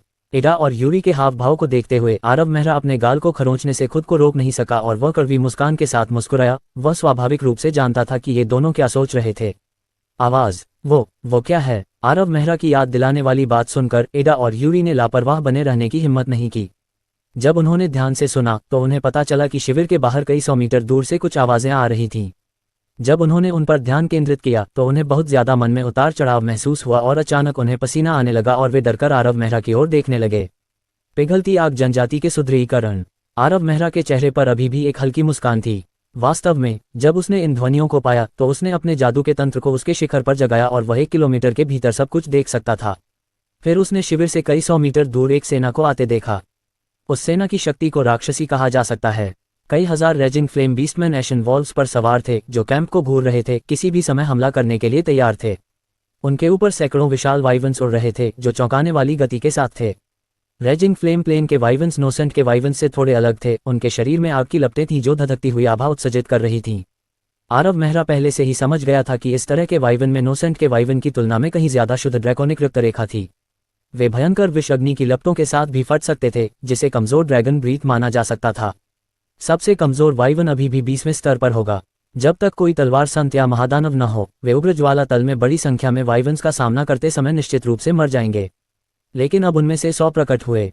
इसके अलावा बहुत लंबे उग्र ज्वाला जानवर उन वाइवन के ऊपर बैठे थे, ठंडी रोशनी से टिमटिमाते भाले पकड़े हुए। आरव मेहरा की अंतर्दृष्टि से वह स्वाभाविक रूप से देख सकता था कि वे विशेष उग्रज्वाला जानवर केवल उनके शरीर के आधार पर विशेषज्ञ तलवारबाजों के बराबर थे। यदि वे अपने भले ऊपर से फेंकते तो उच्च जादूगर क्षेत्र के नीचे वाले निश्चित रूप से घायल हो जाते। 40 से 50 उग्रज्वाला जानवर सेना के सामने खड़े थे। इन जानवरों के पास विशेष रूप से मजबूत शरीर नहीं थे, लेकिन वे अपने गहरे लाल रंग के रूनों के टिमटिमाने के साथ ही धधकते हुए मैना उतार चढ़ाव उत्सर्जित करते थे। आरव मेहरा कई बार उग्रज्वाला जानवरों के संपर्क में आ चुका था और महसूस कर सकता था कि वे थ्रोइंग फायर जनजाति के भीतर शक्तिशाली जादूगर थे। वे सभी प्रकार के ज्वाला तत्वों को बुला सकते थे और युद्ध शुरू होने के बाद वे अनगिनत मुसीबतें ला सकते थे। आरव मेहरा ने इन बीस्टमैन जादूगरों की शक्ति का अनुभव तब किया जब वह पहली बार फ्लेम डेमन फोर्ट में पहुंचा। मात्र 10 छिपे हुए बीस्टमैन जादूगरों ने मेहरा परिवार की प्लेनर सेना को दबाव में डाल दिया था। अगर आरव मेहरा ने उन बीस्टमैन जादूगरों के सटीक स्थान का पता नहीं लगाया होता तो फ्लेम डेमन फोर्ट पहले ही दुश्मनों के हाथों में जा चुका होता। आरव मेहरा थोड़ा आशंकित था। उसने उम्मीद नहीं की थी कि थ्रोइंग फायर ट्राइब में ऐसी शक्ति छिपी होगी। वहां करीब 50 बीस्टमैन जादूगर थे और वे सभी कम से कम हाई मैच दायरे में थे, जिनमें से 10 से ज्यादा पीक हाई मैच थे। यहां तक कि 3 बीस्टमैन जादूगर भी थे जो बेहद भयावह मैना उतार चढ़ाव उत्सर्जित कर रहे थे, जो किसी आर्कमेज से कमजोर नहीं थे। ये लाइन अब दुर्जय था। इसमें ज्वाला दानव किले पर हमला करने और इसे अपने कब्जे में लेने की शक्ति थी, बशर्ते आरव मेहरा वहां न हो। मानव शिविर से तुलना करने पर वहां बहुत बड़ा अंतर था। बिना किसी हिचकिचाहट के आरव मेहरा अपने रहने के कमरे से बाहर निकल गया। उसके पीछे एडा और यूरी भी थे। फिर उसने अलार्म बजाया और एक के बाद एक जादूगर अपने रहने के कमरे से बाहर निकल आए। उन्हें इकट्ठा होने में सिर्फ 3 मिनट लगे। कास्ट सेना के एकत्र होने के बाद बीस्टमैन पक्ष से एक ऊंची और घमंडी आवाज आई, मानव कमांडर, अपना चेहरा दिखाओ। अध्याय 475। सबकी नजरें उस उग्रज्वाला बीस्टमैन पर टिकी थीं। अपनी कम उम्र के बावजूद वह काफी शक्तिशाली था। वह बीस्टमैन सेना के सबसे ताकतवर 3 में से एक था और उसकी शक्ति एक आर्कमेज के बराबर थी। यास सेना के सामने खड़ा था, अपनी अहंकारी चीख के बाद एक ठंडी आभा के साथ शांति से प्रतीक्षा कर रहा था। उसने 3 दिन पहले 1000 वुल्फ राइडर्स को मौत के घाट उतार दिया था। यह उसके जीवन का सबसे बड़ा अपमान था। बचपन से लेकर वयस्क होने तक यास के लिए सब कुछ ठीक ठाक रहा, इसलिए उसने महसूस किया कि उसे इस अपमान को धोना चाहिए। वह मैं ही होऊंगी। आरव मेहरा मुस्कुराते हुए बाहर निकली। हालांकि रात थी, लेकिन रेजिंग फ्लेम प्लेन में दिन की तुलना में थोड़ा ज्यादा अंधेरा था, इसलिए यास कई 100 मीटर दूर से मानव जादूगर की छवि को स्पष्ट रूप से देख सकता था। यह एक चौंकाने वाला युवा जादूगर था जो जाना पहचाना लग रहा था। मुझे आपकी वर्तमान स्थिति के बारे में ज्यादा कुछ कहने की जरूरत नहीं है, आपको समझना चाहिए, है ना? सेना उसके पीछे खड़ी थी। यास आत्मविश्वास से भरा हुआ था क्योंकि उसने आरव मेहरा को कुछ हद तक तिरस्कार से देखा था। आपका क्या मतलब है? हम्फ। दूसरे पक्ष का जवाब सुनकर यास ने ठहाका लगाया। उसके मुंह के कोने पर एक ठंडी मुस्कान उभरी। चालाक इंसान, तुम सपना देख रहे हो। अगर तुम्हें लगता है कि तुम हमारे पिघलते हुए अग्नि जनजाति के खिलाफ लड़ सकते हो तो तुम उन तोपों के चारे के साथ ज्यादा से ज्यादा 1 घंटे तक टिक पाओगे। तुम्हारे आगे बचने का सिर्फ एक ही रास्ता है, हार मान लो और पिघलते हुए अग्नि जनजाति के सामने आत्मसमर्पण कर दो। मैं वादा करता हूं कि मैं तुम्हारे लिए चीजें मुश्किल नहीं बनाऊंगा। कैसा रहेगा? यास की नज़र में जादूगरों की उस सेना को खत्म करना उसके पास मौजूद शक्ति के साथ बहुत आसान था। उसे लगा कि अगर वे मानव जादूगर होशियार होंगे तो वे बिना किसी समस्या के आत्मसमर्पण कर देंगे, लेकिन अगर वे मूर्खतापूर्ण काम करेंगे तो उन्हें हमला करने का आदेश देने में उसे कोई आपत्ति नहीं होगी। वे कई हजार वुल्फ राइडर्स के पंजे के नीचे दुखद रूप से मर जाएंगे।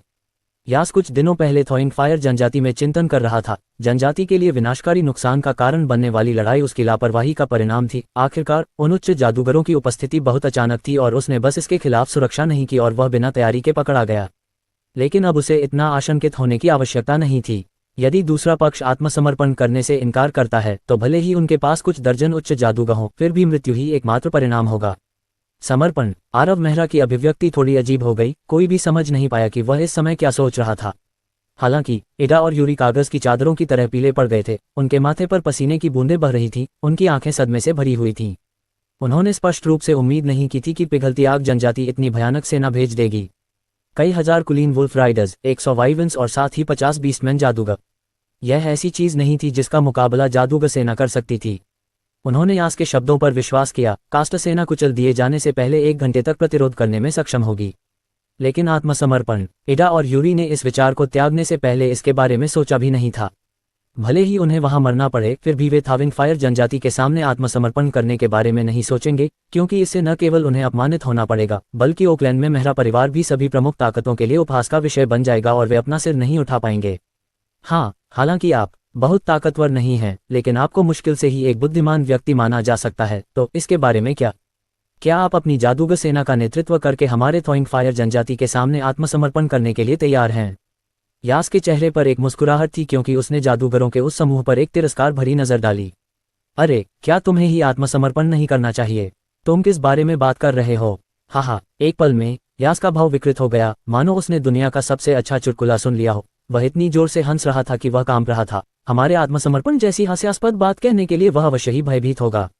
कोई भी स्वस्थ दिमाग वाला व्यक्ति ऐसी बेतुकी बात नहीं कहेगा। अगर तुम्हें मेरी बात पर यकीन न हो तो तुम अपने पीछे देख सकते हो।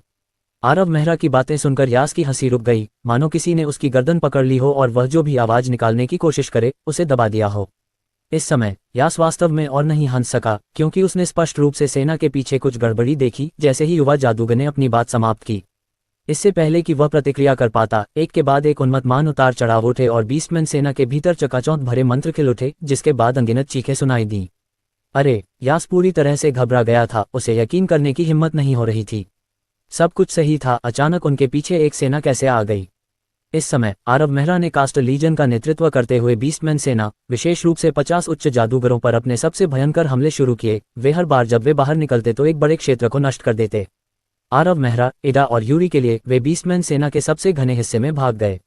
आरव मेहरा के पीछे एक चमकदार चांद के उगने पर लाल और नीली रोशनी चमक उठी। जैसे ही मैना डाला गया, एक चमकदार रोशनी फूट पड़ी और अनगिनत निम्न स्तरीय मंत्र उभरे, जिससे युद्ध का मैदान भर गया। बीस्टमैन सेना के पीछे की ताकत भी भयंकर थी। अनगिनत शक्तिशाली जादूगर एक समान रूप से आगे बढ़ रहे थे। मंत्रों की आवाज लगातार गूंजती हुई सुनी जा सकती थी। उसके बाद भयानक गति के साथ शक्तिशाली मंत्रों ने उग्रज्वाला बीस्टमैन के समूहों को मार डाला। मात्र 10 मिनट से कुछ अधिक समय में बीस्टमैन सेना की क्षति विनाशकारी थी और सेना में अव्यवस्था फैल गई थी। दृश्य वास्तव में अराजक लग रहा था। यह मूल रूप से दुर्जय बीस्टमैन सेना जल्द ही भयंकर हमले के तहत प्रतिरोध करने की अपनी क्षमता खो बैठी और धीरे धीरे कास्ट लीजन और नई सेना के घेरे में सिकुड़ती चली गई। उन उग्रज्वाला बीस्टमैन के पास भागने के लिए कोई जगह नहीं थी और अंततः पूरी सेना का सफाया हो गया। फिर दोनों सेनाओं ने युद्ध के मैदान को साफ करने का काम किया। उसी समय कुछ जादूगर आरव मेहरा की ओर बढ़ने लगे। वहां वेस, सुवाल, साथ ही कुछ आर्कमेज भी थे। हाय मेज मेहरा, सौभाग्य से हम देर से नहीं आए। ब्लैक टॉवर के वीस ने मुस्कुराते हुए उनका अभिवादन किया। वह इस लड़ाई के परिणाम से स्पष्ट रूप से संतुष्ट थे। आखिरकार उन्होंने एक बहुत ही दुर्जय सेना का सफाया कर दिया था, जिससे थॉइंग फायर जनजाति की ताकत बहुत कमजोर हो गई थी। ये थॉइंग फायर जनजाति के खिलाफ उनकी निर्णायक लड़ाई में बहुत मददगार साबित होगा। अचानक उभरने वाली नई ताकत स्वाभाविक रूप से ब्लैक टॉवर से सुदृढ़ीकरण थी। ब्लैक टॉवर ने इस बार जो मुख्य सदस्य भेजे थे उनमें प्रतिनिधि वेस और सुवाल शामिल थे। इसके अलावा अभी भी कुछ आर्कमेज थे। क्या ये मेहरा परिवार की शक्ति है? सुवाल एक खराब अभिव्यक्ति के साथ चला गया, आरव मेहरा को शत्रुता से देखते हुए। 300 साल पहले सैंटन मेहरा ने उसे गंभीर रूप से घायल कर दिया था और उसके जादू के रास्ते को तोड़ दिया था, जिससे उसे 7वें रैंक के आर्कमेज के रूप में रहने के लिए मजबूर होना पड़ा। ब्लैक टॉवर में लौटने और प्रतिनिधि के रूप में एक सीट प्राप्त करने के बाद वह मेहरा परिवार के खिलाफ बदला लेने के लिए ब्लैक टॉवर की शक्ति का उपयोग करने के लक्ष्य के साथ रेजिंग फ्लेम प्लेन में प्रवेश किया। लेकिन 2 महीने पहले मेहरा परिवार और ब्लैक टॉवर आधिकारिक तौर पर भागीदार बन गए। कम से कम सतह पर वह मेहरा परिवार के खिलाफ कोई कदम नहीं उठा सका। मेहरा को देखकर सुवाल, जो घृणा से भरा हुआ था, अच्छा नहीं लग रहा था। राजीव मेहरा, क्या यही तुम्हारा मेहरा परिवार है जो इतना ईमानदार है? सुवाल ने उन व्यस्त जादूगरों को तिरस्कार भरे भाव से देखा। कई सौ महान जादूगरों के साथ साथ कुछ दर्जन उच्च जादूगर, इस तरह की ताकत मेहरा परिवार के लिए अप्रस्तुत थी। तुम्हारे मेहरा परिवार ने केवल इतने लोगों को थॉइंग फायर जनजाति को संभालने के लिए भेजा था। अगर ब्लैक टॉवर को सब कुछ संभालना है तो हमें लूट के वितरण में और अधिक मिलना चाहिए। सुवाल को स्वाभाविक रूप से पता था कि ब्लैक टॉवर और मेहरा परिवार का सहयोग घोस्ट वैली को पूरी तरह से नियंत्रित करने के लिए था। अगर वे थॉइंग फायर ट्राइब को खत्म कर देते हैं तो यह विशाल घाटी 2 ताकतों के हाथों में आ जाएगी और इसके एक हिस्से के साथ मेहरा परिवार की ताकत अनिवार्य रूप से धीरे धीरे बढ़ेगी। ये वह परिणाम नहीं था जिसे वह देखना चाहता था। चूंकि दोनों पक्षों के बीच सहयोग पहले से तय था, इसलिए वह इसे बदलने में असमर्थ था। लेकिन मेहरा परिवार को दबाने के अवसरों की तलाश करना बहुत कठिन नहीं था। सर सुवाल, चलिए इस मामले को फिलहाल एक तरफ रख देते हैं। सुवाल की बात सुनकर वेस के चेहरे पर मुस्कान एक असहाय भाव में बदल गई। दरअसल जाने से पहले हेरेन ने उसे ढूंढा था और उससे कहा था कि इस सहयोग के दौरान राजीव मेहरा का सम्मान करने की पूरी कोशिश करे। ये सबसे अच्छा होगा यदि ब्लैक टॉवर और राजीव मेहरा के बीच एक गहरा रिश्ता स्थापित किया जा सके, और यदि कोई उपयुक्त अवसर हो तो उसे राजीव मेहरा के पीछे स्वर्ग रैंक पावर हाउस के संपर्क में आने की कोशिश करनी चाहिए। इस प्रकार यदि इस सहयोग में ब्लैक टावर को थोड़ा नुकसान भी उठाना पड़ा तो इससे कोई फर्क नहीं पड़ा। भले ही युवा जादूगर के नेतृत्व वाली सेना की ताकत थोड़ी कमजोर थी, फिर भी यह स्वीकार्य था। सुवाल के चेहरे पर उदासी थी। उसने वेस की ओर देखा और फिर मुड़कर चला गया। हाँ, सर वेस, सुवाल के चले जाने के बाद आरव मेहरा और वीस ने मुस्कुराते हुए बातचीत शुरू कर दी। जब दोनों सेनाएं युद्ध के मैदान को साफ कर रही थीं, तो उन दोनों ने सहयोग के कुछ विवरणों पर चर्चा की। उन्हें आम सहमति बनाने में ज्यादा समय नहीं लगा और फिर उन्होंने शिविर लगाने के लिए जगह तलाशी। अगली सुबह शक्तिशाली सेना घोस्ट वैली की गहराई में आगे बढ़ती रही। वास्तव में ब्लैक टॉवर की सेना के आने से पहले आरव मेहरा की कास्ट सेना ने पहले ही घोस्ट वैली के आधे से ज्यादा हिस्से पर कब्जा कर लिया था, और पिछली रात हुई भीषण लड़ाई के कारण थोइंगफायर जनजाति को उन्हें रोकने के लिए निकट भविष्य में सुदृढ़ीकरण नहीं भेजना चाहिए था। इस प्रकार ये भूत घाटी पर नियंत्रण करने का सबसे अच्छा समय था। 3 दिनों के बाद दोनों सेनाओं ने पूरी भूत घाटी को साफ कर दिया। घाटी के भीतर एक भी जानवर नहीं बचा था। वे सभी 2 प्रमुख सेनाओं के सामने गिर गए।